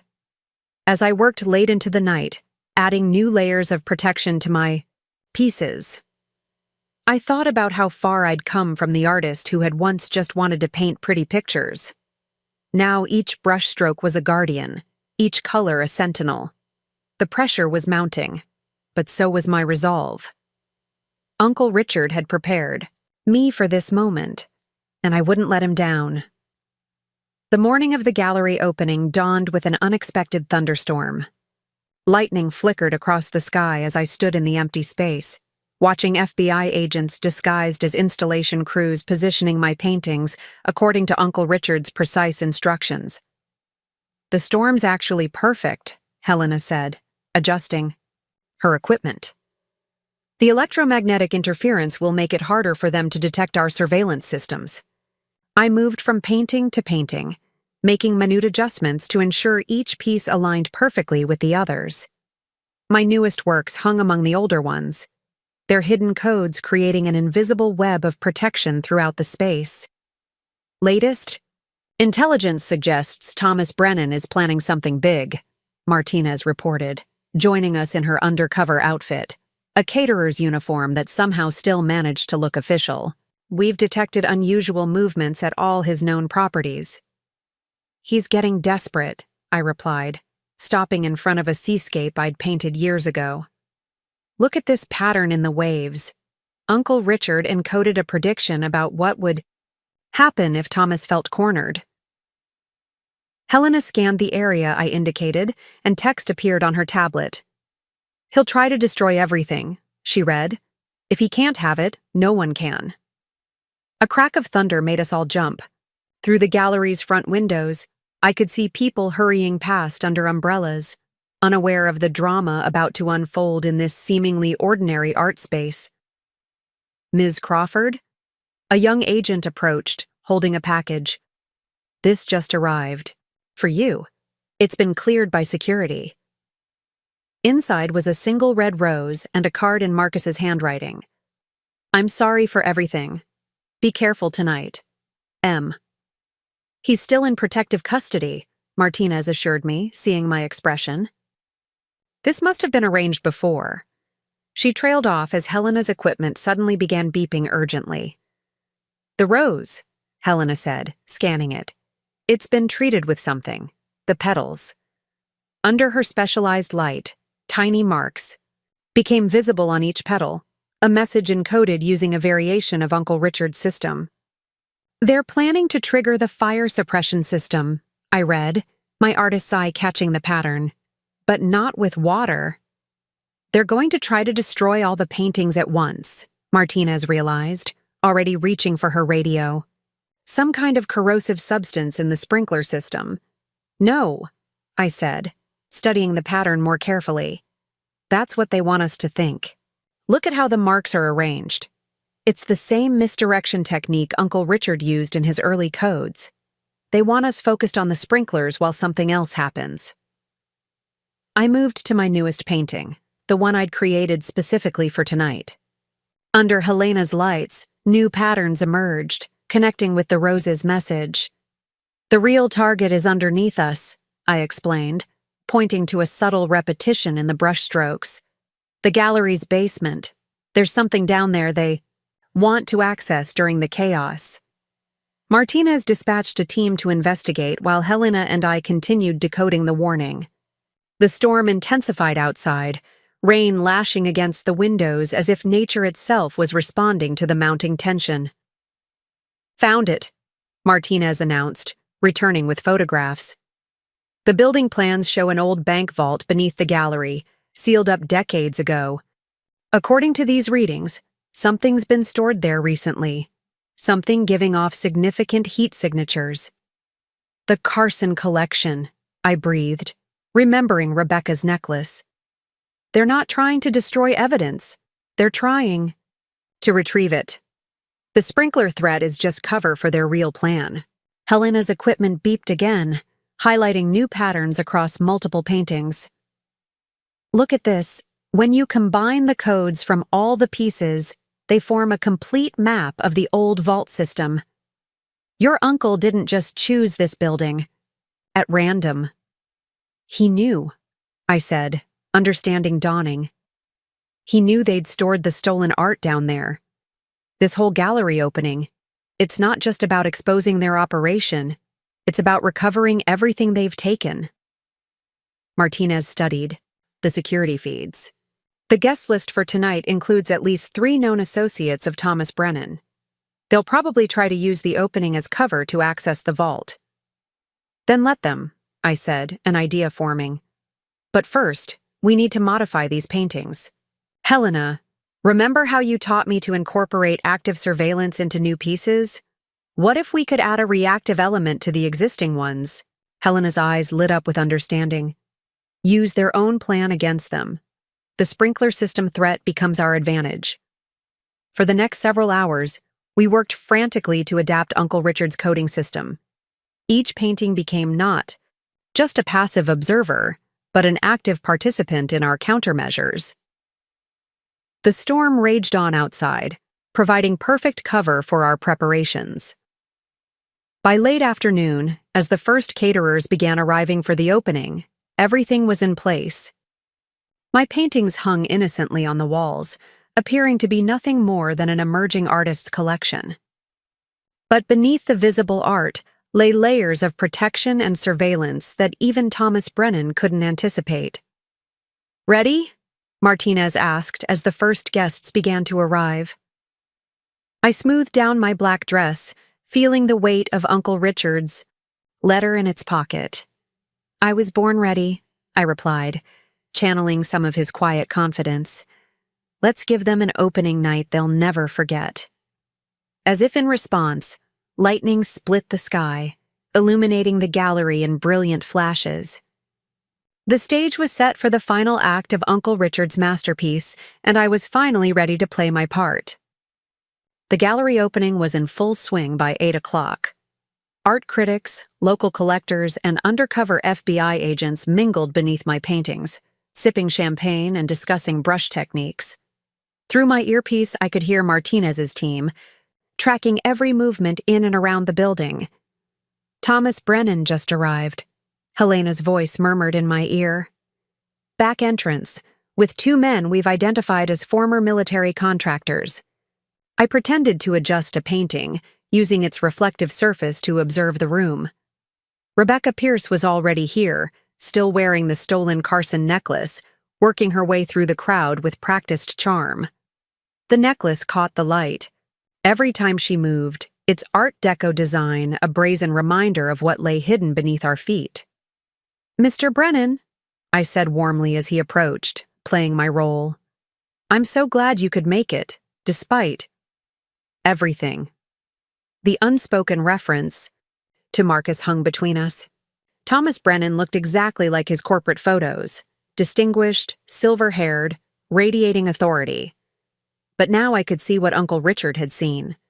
The calculated gleam in his eyes, the slight tension in his practiced smile.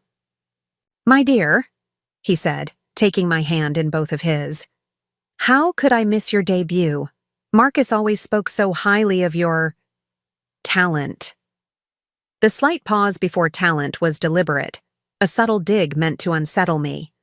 But I'd learned too much, grown too strong to be intimidated by such tactics. "Actually," I replied, guiding him toward a specific painting, one Helena and I had modified just hours ago. "I'd love your opinion on this piece. It's about hidden depths, things lurking beneath the surface." His eyes narrowed slightly as he studied the painting, a dark seascape with mysterious shapes beneath turbulent waves. "Interesting technique," he said carefully. "The layers seem to suggest multiple interpretations." "Yes," I agreed. "Sometimes things aren't what they appear to be, like bank vaults repurposed as art storage." The change was subtle, a slight stiffening of his shoulders, a barely perceptible tightening of his jaw. Behind us, I noticed his 2 associates moving into position near the emergency exits. "You know," he said softly, dropping all pretense, "my son always said you were smarter than you appeared. I should have listened." "You should have listened to a lot of things," I replied. "Uncle Richard tried to warn you years ago before you started using art galleries for your operation." A flash of genuine surprise crossed his face. "Richard, how did you—" "He left me more than just money and paintings, Mr. Brennan. He left me the truth about everything." Through my earpiece, I heard Martinez. "They're making their move. Heat signatures show 2 more men accessing the basement from the adjacent building. Brennan must have received similar information through his own communications because his demeanor suddenly changed. The polite mask dropped completely, replaced by cold determination. "Such a shame," he said, his voice hard. "All this lovely art, about to be destroyed by a tragic accident. Insurance will cover it, of course. Isn't that right, Rebecca?" Rebecca had appeared at his elbow, her smile brittle. "Of course, all properly documented." "Now!" Helena's voice crackled in my ear. I reached out and seemed to stumble slightly, catching myself on the painting. At my touch, the modified pigments in the artwork began to react, triggering a cascade effect across all the pieces in the gallery. "What's happening?" Brennan demanded as patterns began emerging across every canvas, invisible codes suddenly becoming visible under the gallery lights. "Art is truth, Mr. Brennan," I said, standing my ground as chaos erupted around us. "And the truth is finally coming to light." The sprinkler system activated, but instead of the corrosive substance his team had planned to use, it released a specialized compound Helena had developed. Each droplet contained markers that would bind to stolen artwork, creating an irrefutable signature visible only under specific light frequencies. "The vault!" Brennan barked into his sleeve mic, but it was too late.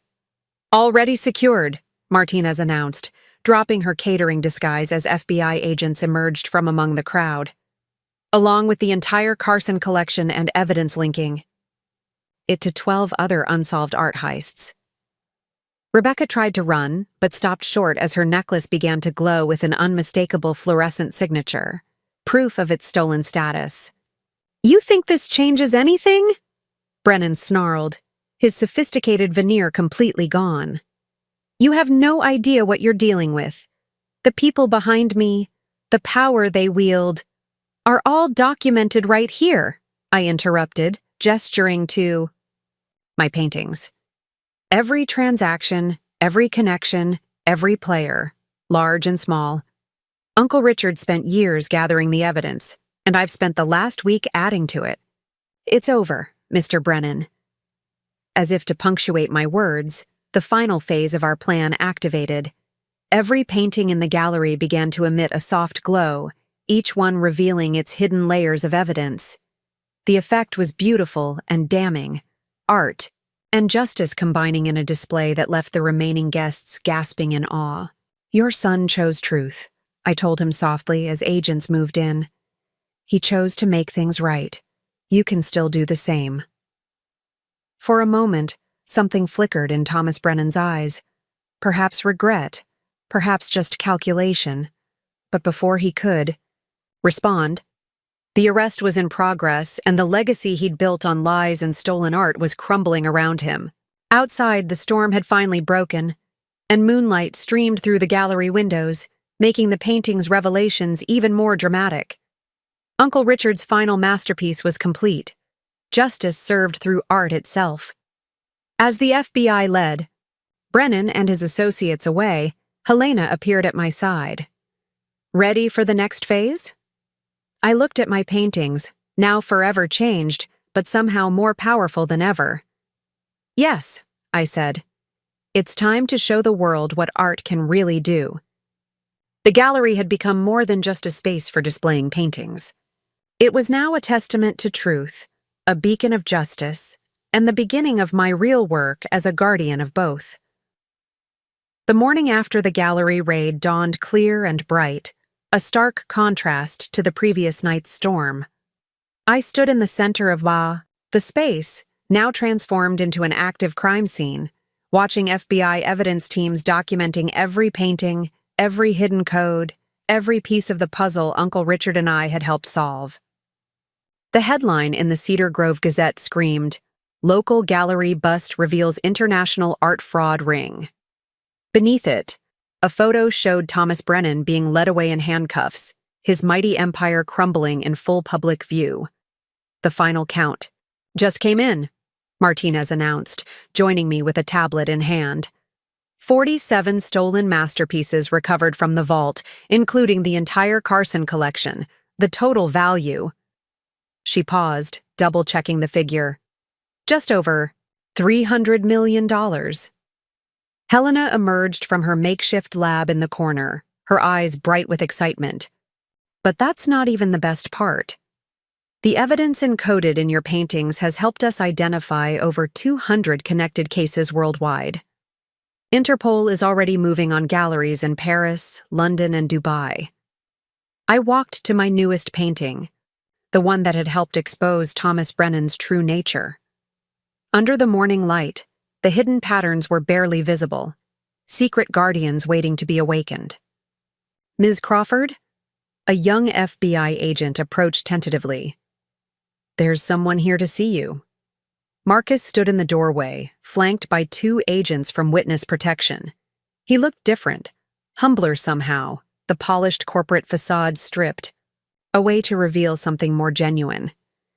"They're letting me say goodbye before I go into the program," he said softly as I approached. "I wanted you to know. You were right. About everything." I studied him. This man I'd once loved, who had tried to dim my light to hide his own darkness. "What will you do now?" "Start over, somewhere new. Try to become someone worthy of the second chance you gave me." He gestured to the paintings around us. "You know, I never really saw your art before." "Not really. I was too busy trying to control it, to make it fit into my father's plans. But now..." He shook his head in wonder. "It's extraordinary." "It always was," I replied simply. "You just couldn't see it through your own fear." He nodded, accepting the truth in my words. The house, the bank accounts. I've signed everything over to you. It's not much compared to what my father took from you, but— I don't want any of it, I interrupted. Donate it to art education programs. Help other artists find their voice. A ghost of a smile crossed his face. You really have changed. No, I corrected him. I've just finally become who I always was. After he left, Helena called me to her lab. There's something you need to see. She pulled up an image of my first painting, the one Uncle Richard had bought at my high school art show. Under her specialized lights, a message appeared, written in what must have been my uncle's earliest attempt at his coding system. My dearest Emily, if you're reading this, you've discovered your true power, the ability to see truth and make it visible to others. This gift is rare and precious. Use it wisely, use it justly, and never let anyone dim your light again. He knew, I whispered. Even back then, he saw something in me. He saw what we all see now, Martinez said, joining us. A guardian of truth through art. Speaking of which, she handed me an official-looking document. The FBI's Art Crimes Division would like to officially retain your services. We need someone who can help us decode other potential art-based evidence systems. Plus, your gallery would make an excellent front for ongoing operations. I looked around at my paintings, each one now serving a dual purpose: beauty and justice, intertwined. On one condition, I said. I keep teaching. Other artists need to know that their work can matter in ways they never imagined. Both women smiled. I think your uncle would approve, Helena said. Later that evening, alone in the gallery, I set up a fresh canvas. The space felt different now, charged with purpose, alive with possibility. As I began to paint, I incorporated everything I'd learned. Both the technical codes Helena had taught me and the deeper truths Uncle Richard had seen in my work all along. The image that emerged was unlike anything I'd created before, a symphony of visible and hidden elements, each layer telling a different story. On the surface, it was a beautiful piece of art. Beneath, it was a guardian of truth, a keeper of justice, a testament to the power of seeing beneath the surface. As the last light of day streamed through the windows, I stepped back to study my work. In the quiet gallery, surrounded by paintings that had helped bring down an international criminal enterprise, I finally understood what Uncle Richard had been preparing me for all along. This wasn't just an inheritance or even a mission. It was a transformation, from artist to guardian, from observer to protector. Each brushstroke was now an act of justice, each color a keeper of truth. The artist I had been wasn't gone. She had evolved into something more powerful, something that could not only create beauty, but protect it, something that could not only see truth, but reveal it to the world. I was finally truly myself. The media storm that followed the gallery raid was intense. Every news outlet wanted the story of the artist who had helped bring down an international art fraud ring. But I had more important work to do. 1 month after Thomas Brennan's arrest, I stood in my transformed gallery space, now officially a joint venture between my artistic vision and the FBI's Art Crimes Division. The walls displayed a careful mix of my coded paintings and works by new artists. I'd begun mentoring, each piece both beautiful and purposeful. The final sentencing recommendations came through, Martinez said, joining me as I adjusted the lighting on a new installation. Thomas Brennan is looking at 25 years. Rebecca took a plea deal. She's testifying against her contacts in the insurance industry. And James. I don't need to know about James, I interrupted gently. That chapter's closed. She nodded, understanding. The international investigations are going well. Your coding system, well, your uncle's system that you've enhanced, has helped recover over $500 million in stolen art so far. Interpol wants to implement similar programs in major galleries worldwide. Helena emerged from her lab, which now occupied what had once been the gallery's storage room. Speaking of which, you need to see this. She held up a tablet displaying a painting from a small gallery in Prague. Look at the brushstroke patterns. They're similar to your uncle's early code, but with significant variations. I studied the image, seeing the hidden mathematics in the seemingly random strokes. There are others out there, I realized, other artists who've developed their own systems for hiding truth in plain sight. Exactly, Helena beamed. We think. Your uncle wasn't the only one.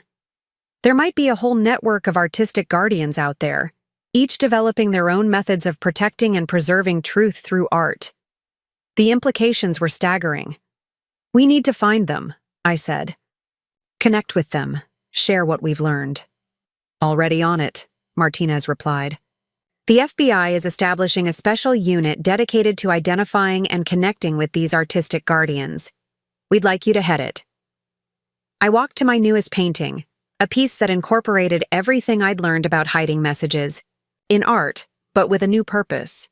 Instead of just encoding evidence, this one contained an invitation, a call to other artists who might be doing similar work. I've been thinking, I said, studying the hidden patterns, about what Uncle Richard really gave me. It wasn't just the money or the gallery or even the coding system. It was a way to make art matter in a way I never imagined possible. Helena moved closer to examine the painting. You've modified the code again, haven't you? Made it more sophisticated? I nodded. Art shouldn't just reveal truth. It should protect it, preserve it, make it impossible to destroy. Each painting is now like a digital blockchain, but organic, alive. The more people try to alter or destroy it, the more truth it reveals. The ultimate guardian system, Martinez mused, hidden in something most people see as purely decorative. That's the real power of it, I explained, moving to another painting. The world is full of people trying to hide truth, to twist it, to bury it under layers of lies. But art can cut through all of that. It speaks directly to the soul, bypassing our defenses, our preconceptions. And now it can also provide irrefutable evidence of crimes that might otherwise go unpunished, Helena added.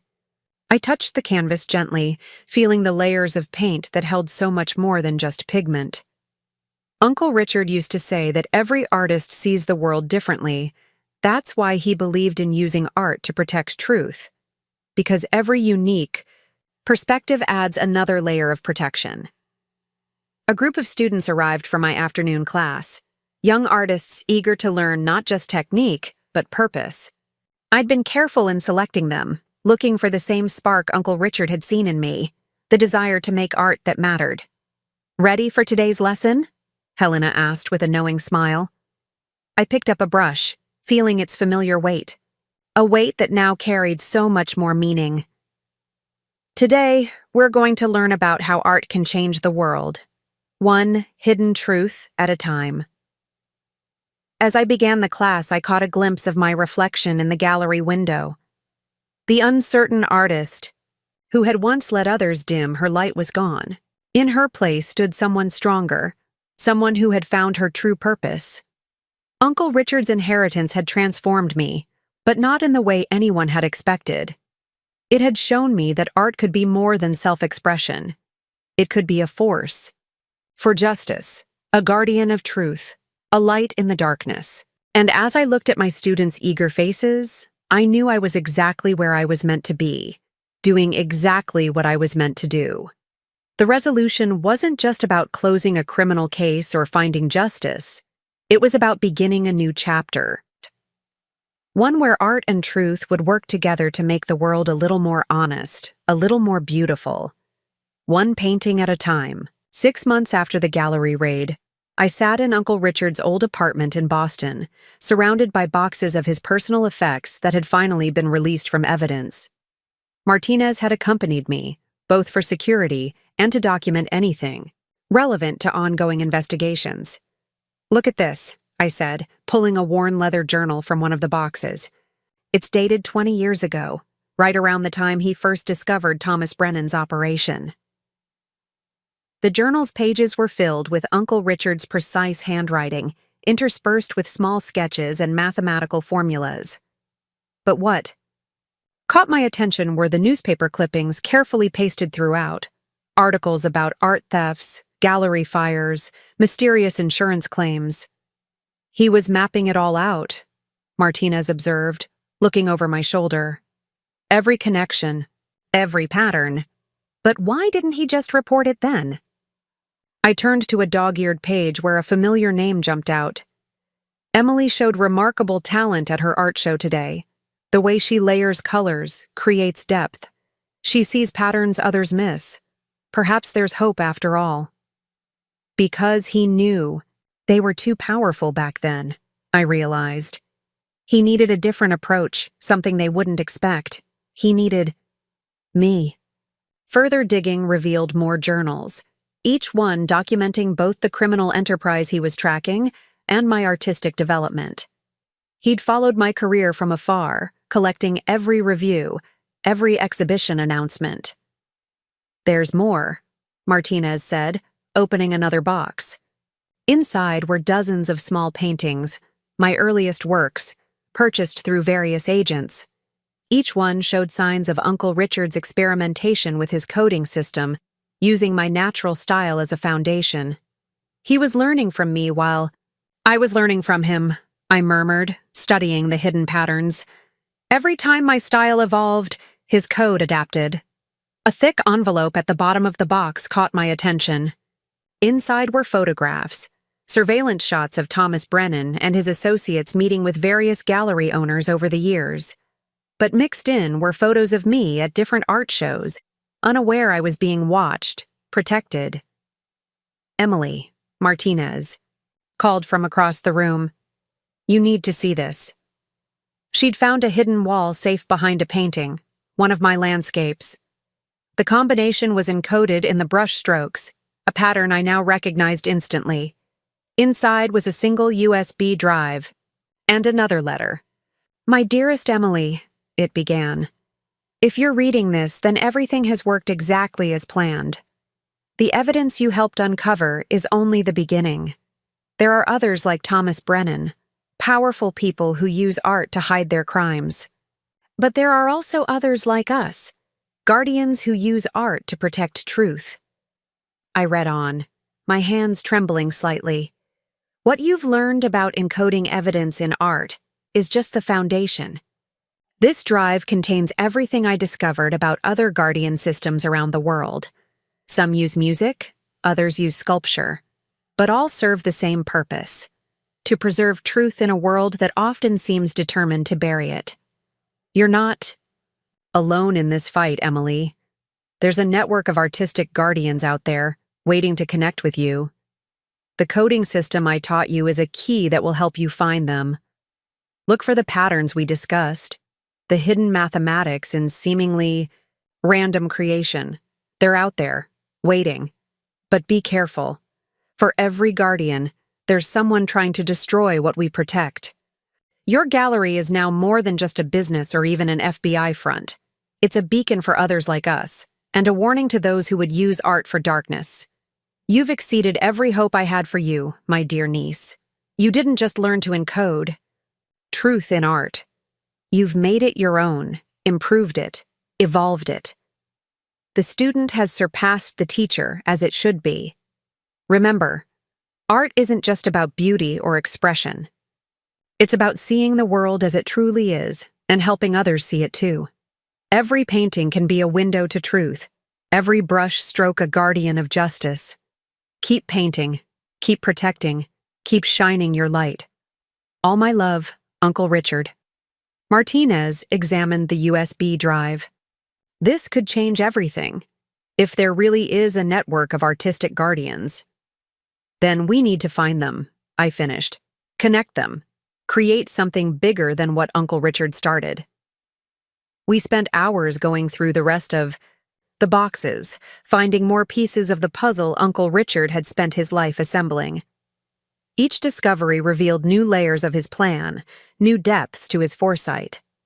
As the sun set over Boston, casting long shadows through the apartment windows, I stood at Uncle Richard's old easel, still set up in the corner. A half-finished painting sat on it, his last work, attempting to mimic my style one final time. I picked up his brush, feeling its weight, different from my own but somehow familiar. With careful strokes, I began to complete his painting, blending my technique with his, creating something new, a bridge between past and future, between his vision and my purpose. The deeper insights weren't just about understanding Uncle Richard's plan or even the network of guardians he'd discovered. They were about understanding my own role in something far larger than I'd imagined, a legacy of artists who had chosen to use their gifts not just for beauty, but for justice. As I painted, I could almost feel Uncle Richard's presence, guiding my hand just as he had been guiding me all along, preparing me for this moment when art and truth would become one. The transition from local art teacher to leader of an international network of artistic guardians wasn't easy. 2 months after discovering Uncle Richard's USB drive, my gallery had become a hub of activity that went far beyond its public facade. "We've confirmed contact with 3 more guardians," Helena reported, one morning as I set up for what appeared to be a normal painting class. A sculptor in Vienna, a glass artist in Seattle, and a textile designer in Mumbai, each one using their own unique coding system. I nodded, arranging easels while my students filtered in. These weren't ordinary art students anymore. Each had been carefully selected after showing signs of the same ability to see and encode patterns that Uncle Richard had recognized in me. "Ms. Crawford?" One of my newest students, Sarah, approached with a canvas. "I've been practicing that layering technique you showed us, and something strange happened." The painting she showed me appeared simple, a mountain landscape at sunset. But beneath the surface, I could see her natural talent beginning to encode information unconsciously, just as I had done years ago. "Nothing strange about it," I said softly. "You're just beginning to see differently. Tell me, what made you choose these particular colors for the shadows?" As Sarah explained her choices, I exchanged glances with Helena. Another guardian was emerging, right here in our gallery. Later that afternoon, Martinez arrived with new intelligence. "The remnants of Thomas Brennan's organization are regrouping.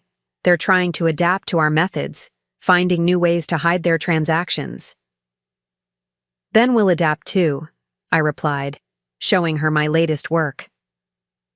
"Look at how the code evolves when exposed to different light frequencies. They can try to decode one layer, but there are always more beneath." The painting was part of a new series I'd been developing, pieces that appeared to change under different conditions, each state revealing new information while protecting the core truth. It was an evolution of Uncle Richard's system, but with my own innovations. "There's something else," Martinez added, her voice dropping. "We've detected unusual interest in your early works, the ones from before you knew about the coding, collectors offering astronomical sums far above their apparent value." "They're looking for patterns," Helena realized, trying to understand how the code developed. "Let them look," I said, moving to adjust the gallery's special lighting system, another innovation that helped activate and protect our coded art. Those early pieces contain truths they'll never understand without the key. The key wasn't just about mathematical patterns or special pigments. It was about intention, about the pure desire to protect truth through art. Without that, the codes were just meaningless designs. That evening, after my students had left, I received an encrypted message from the Guardian in Vienna. She'd discovered something in one of her sculptures, a pattern that suggested a connection to an art theft ring we'd been tracking.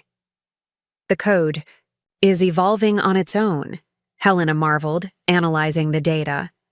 "Each Guardian system is distinct but somehow compatible with the others.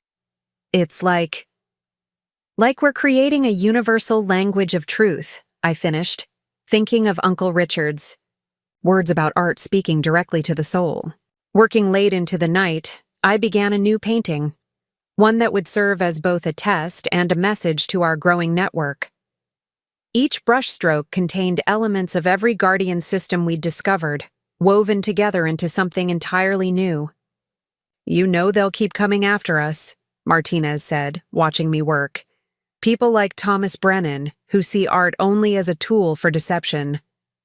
"Let them come," I replied, adding layers that would only reveal themselves to those who understood our purpose.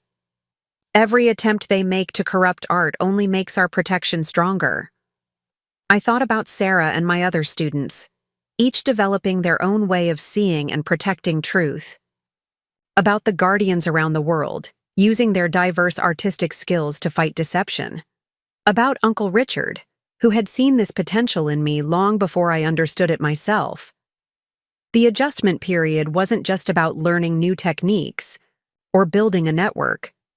It was about accepting a role I never imagined for myself. Teacher, protector, leader of a movement that used art to safeguard truth. As I added the final touches to my painting, I could see the whole pattern coming together. Not just the coded information, but the larger picture of what we were building. A network of artists turned guardians, each contributing their unique perspective to protect something greater than themselves. The gallery, once just a dream of sharing my art, had become a fortress of truth.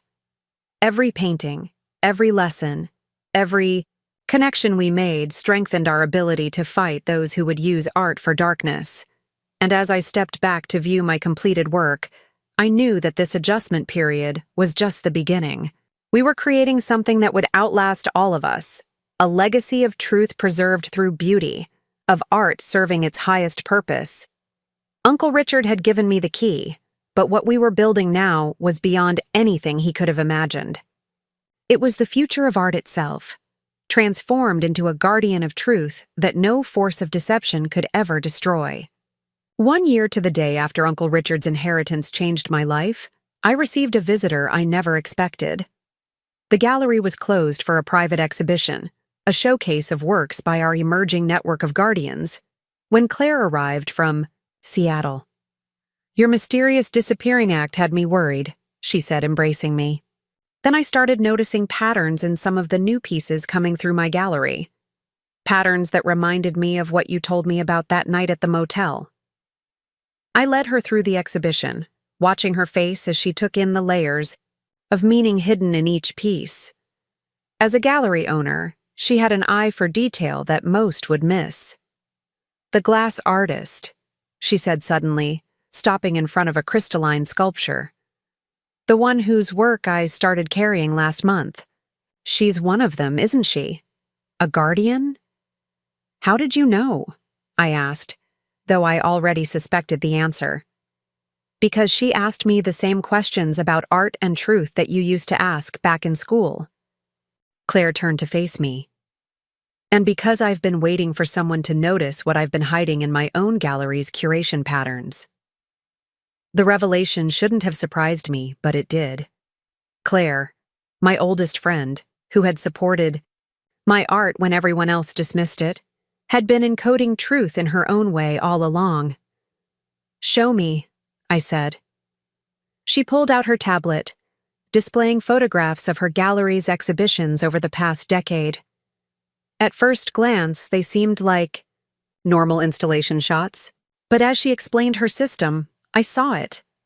The way she arranged pieces to create a hidden language of authenticity, a way to identify forgeries and track stolen art through their movement in the market. "I developed it after a forgery scandal. Nearly ruined me in my first year," she explained. "I needed a way to protect other gallery owners from the same thing. I never imagined there were others doing similar work." Helena joined us, bringing her scanning equipment. As she analyzed Claire's documentation, her excitement grew. "This is incredible. You've created a completely different approach to encoding truth. Instead of hiding information in individual pieces, you've turned the entire gallery space into a verification system." "That's why you pushed me to open my own gallery," I realized, remembering our conversation the night I fled from Marcus. You weren't just supporting my dream. You were trying to help me discover this. Claire smiled. I recognized something in your work, the same thing your uncle must have seen. But I knew you had to find your own way to it. The three of us spent hours comparing notes, finding connections between Claire's spatial encoding system and our own methods. Her approach opened new possibilities for protecting truth, not just through individual artworks, but through the relationships between them. There's something else you need to see, I said, leading them to my studio at the back of the gallery. I've been working on a new piece, something that combines everything we've learned. The canvas stood 7 feet tall, covered in layers of paint that seemed to shift and change as you moved around it. I had incorporated techniques from every guardian we'd discovered, including Claire's spatial relationships, woven together with my own innovations. It's a key, Helena breathed, her equipment picking up the complex patterns. A way to connect all the different coding systems. More than that, Claire added, studying the painting with her curator's eye. It's a beacon. Any guardian who sees this will recognize elements of their own system in it. But to anyone else? It's just a painting, I finished. Beautiful, maybe intriguing, but nothing more. We worked late into the night, documenting the connections between our different approaches. Claire's gallery network could amplify our protective capabilities, creating a web of truth that would be nearly impossible to corrupt. Your uncle would be proud, Claire said softly as we finished. He saw the potential for art to be more than just expression. But what we're building here, it's beyond anything he could have imagined. I touched the canvas of my new painting, feeling the layers of truth hidden within its surface. He gave us the foundation. Now it's up to us to build something that will last. As Claire prepared to return to Seattle, now an official part of our Guardian network, she paused at the gallery door. Remember what you told me in art school? About how every artist sees the world differently? I nodded. That's our real strength, she said. Not just the codes or the systems, but the fact that each of us brings a unique perspective to protecting truth. Together, we're creating something unbreakable. Watching her leave, I felt a deep sense of rightness. Uncle Richard had started this journey, guiding me toward my true purpose. But now, I had my own role to play, not just as a guardian of truth, but as a guide for others discovering their own ways to protect it. The supportive guidance I'd received had transformed me. Now it was my turn to help transform others, to build a network of artists united in using their gifts to make the world a little more honest, a little more true. And as I turned back to my painting, adding another layer of protection to its surface, I knew that this was just the beginning of something much larger than any of us. A movement that would ensure truth would always find its way to the light, preserved in the very art that made life beautiful. 18 months after receiving Uncle Richard's inheritance, I stood in the center of my expanded gallery space on opening night of our most ambitious exhibition yet. Truth in Beauty, a global perspective.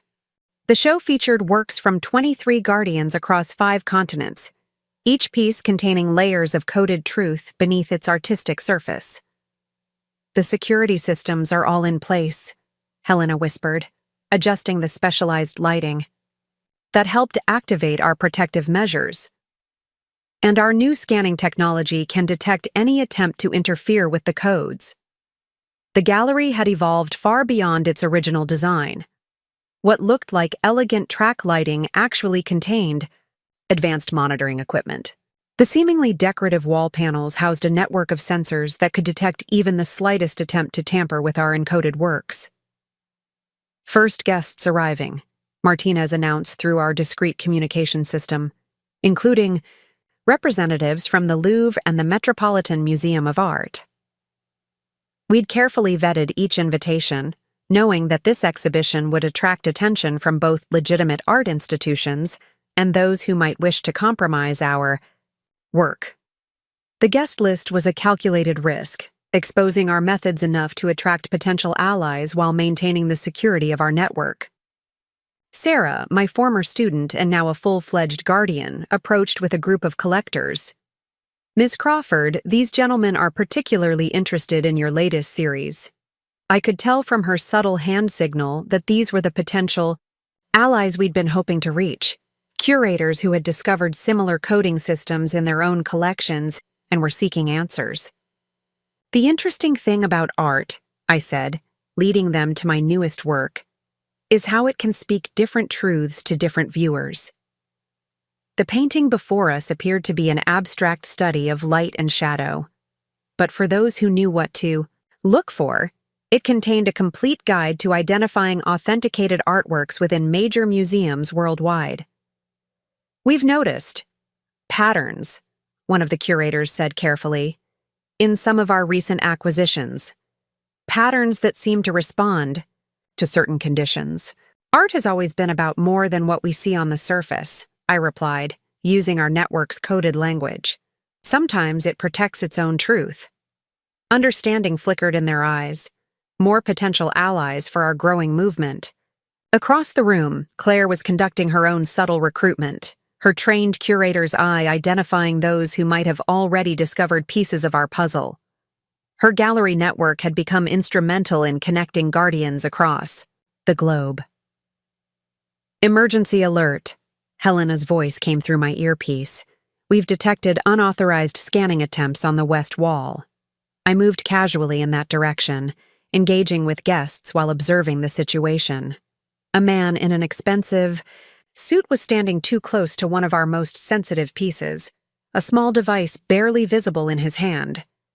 "Allow me to tell you about this particular work," I said, stepping between him and the painting. As I spoke, our security systems were already responding, subtly altering the painting's encoded patterns to protect its hidden information. "The man smiled tightly, pocketing his device. "Fascinating technique. The interplay of light and shadow reminds me of some pieces I recently encountered in Dubai, where Thomas Brennan's organization had maintained one of their largest operations. This was no ordinary art enthusiast. Art does have a way of connecting different parts of the world," I replied smoothly, as Martinez's team moved into position around the gallery. "Though sometimes those connections can be rather enlightening." He got the message. Within minutes, he had made his excuses and left, but not before our systems had recorded everything about him and his scanning device. "That's the third attempt this month," Helena noted as she joined me. "They're getting more sophisticated." "So are we," I responded, watching as the painting automatically reset its protective patterns. Every attempt to breach our security only makes it stronger.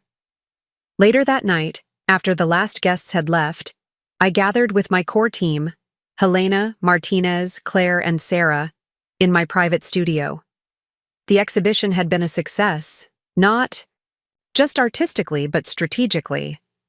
We'd identified new allies, thwarted potential threats, and demonstrated the strength of our evolved security systems. "They'll keep coming," Martinez said, reviewing the security logs. "But we've created something they can't break because they don't understand its true power." I looked at my latest work in progress, a piece that represented everything I'd learned about protecting truth through art. It incorporated techniques from every guardian in our network, yet remained uniquely mine. The evolution was complete. I was no longer just an artist or even just a guardian. I had become something more, a protector of truth who used beauty as her shield and art as her sword. "Uncle Richard gave us the foundation," I said, touching the canvas. "But what we've built goes beyond anything he could have imagined. Every attempt to corrupt art only makes our protection stronger. Every new guardian adds another layer of defense." The gallery, once just a dream of sharing my art, had become a fortress of truth. But unlike traditional fortresses, ours became stronger through beauty, more powerful through creativity. We had transformed the very nature of art protection, creating a system that drew its power from the same source as art itself: the human spirit's desire to create and preserve truth. As my team dispersed for the night, I remained in my studio, adding final touches to my painting. In its layers of color and light, I encoded not just information, but hope. Hope that truth would always find its protectors, that art would always serve its highest purpose. The artist I had been when this journey began was gone, evolved into something far more powerful. And as I stepped back to view my work, I knew that this evolution wasn't just mine, but part of a larger transformation in how art could serve and protect truth in our world. Part 23. New Horizon. 2 years to the day after I'd watched Marcus try to burn my inheritance papers, I stood in my gallery's rooftop garden, watching the sunrise over Cedar Grove. The space had been my latest addition, a beautiful sanctuary that doubled as a secure meeting place for our growing network of guardians. "The latest reports are in," Helena said, joining me with her morning coffee. "The Guardian Network has now recovered over $2 billion in stolen art worldwide. More importantly, the encoding systems we've developed have made it nearly impossible for new theft rings to establish themselves." I smiled, thinking of how far we'd come. The garden's seemingly decorative trellises contained advanced security systems, while the flowers were arranged in patterns that could only be fully understood by those who knew our codes. "There's something else," she continued, pulling out her tablet. "Remember that painting you did 6 months ago, the one that served as a beacon for other guardians?" "Of course. It worked better than we imagined. We've identified 37 new potential guardians across the globe, artists who've been developing their own protection systems in isolation, just like your uncle did." The morning light caught the dew on the garden's flowers, creating rainbow patterns that reminded me of our encoded paintings below. Each guardian brought their own perspective, their own way of protecting truth through beauty. Together, we were creating something that would outlast all of us. Martinez arrived, looking pleased. "The FBI's new Artistic Truth Protection Division is officially operational. They're requesting your guidance on establishing similar units in other countries." "What about the educational program?" I asked, thinking of my growing number of students. 17 countries have expressed interest in implementing it," Helena replied. "They recognize that the future of art protection lies in nurturing new guardians, not just in technology." We made our way down to the main gallery space, where Sarah was preparing for her first solo exhibition. Her work had evolved remarkably, incorporating protection systems she'd developed herself while maintaining the pure artistic vision that made her pieces powerful. "Ms. Crawford," she called out, adjusting one of her paintings. "I think I've found a way to make the codes adapt in real time to attempted breaches. Want to see?" As she demonstrated her innovation, I felt a profound sense of rightness. This was what Uncle Richard had envisioned. Not just a system for protecting truth, but a living, evolving network of artists who would continue to innovate and adapt. Claire joined us via video call from her Seattle gallery. "The West Coast Network is expanding," she reported. "We've identified 3 new guardians in the Pacific Northwest alone, and the spatial encoding system is being implemented in galleries across Asia." Looking around at my team, at the artists, technicians, and investigators who had become family, I felt Uncle Richard's presence stronger than ever. He had given me more than an inheritance. He had given me a purpose that combined my love of art with a mission to protect truth. "There's something else you should see," Helena said, leading me to my private studio. She pulled up a global map on her specialized display. "These are all the locations where our encoded art is now actively protecting truth." The map was dotted with points of light, each representing a piece of art that carried our protective codes. They formed a web of truth spanning the globe, growing stronger with each new guardian who joined our cause. "And this," she added, switching to another display, "is what we've prevented in the past year alone." The list was staggering: attempted art thefts, fraud schemes, money laundering operations, all thwarted by our network of artistic guardians. "You've created something remarkable," Martinez observed. "Something that will continue growing and evolving long after we're gone." "We all created it," I corrected her. "Every guardian, every student, every person who believes in protecting truth through beauty. Uncle Richard just showed us the way." As the morning light filled the gallery, I walked to my latest work in progress, a piece that would serve as both art and teaching tool for the next generation of guardians. In its layers, I encoded not just protection systems but hope for the future, a future where art would always serve its highest purpose. The journey that began with burned inheritance papers had led to something far greater than I could have imagined. We had transformed art itself into a guardian of truth, creating a legacy that would continue to evolve and protect for generations to come. Looking out over my gallery, my fortress of truth and beauty, I knew this wasn't an ending, but a beginning. Each new day brought new challenges, new innovations, new guardians joining our cause. The horizon was bright with possibility, and we were ready to meet it.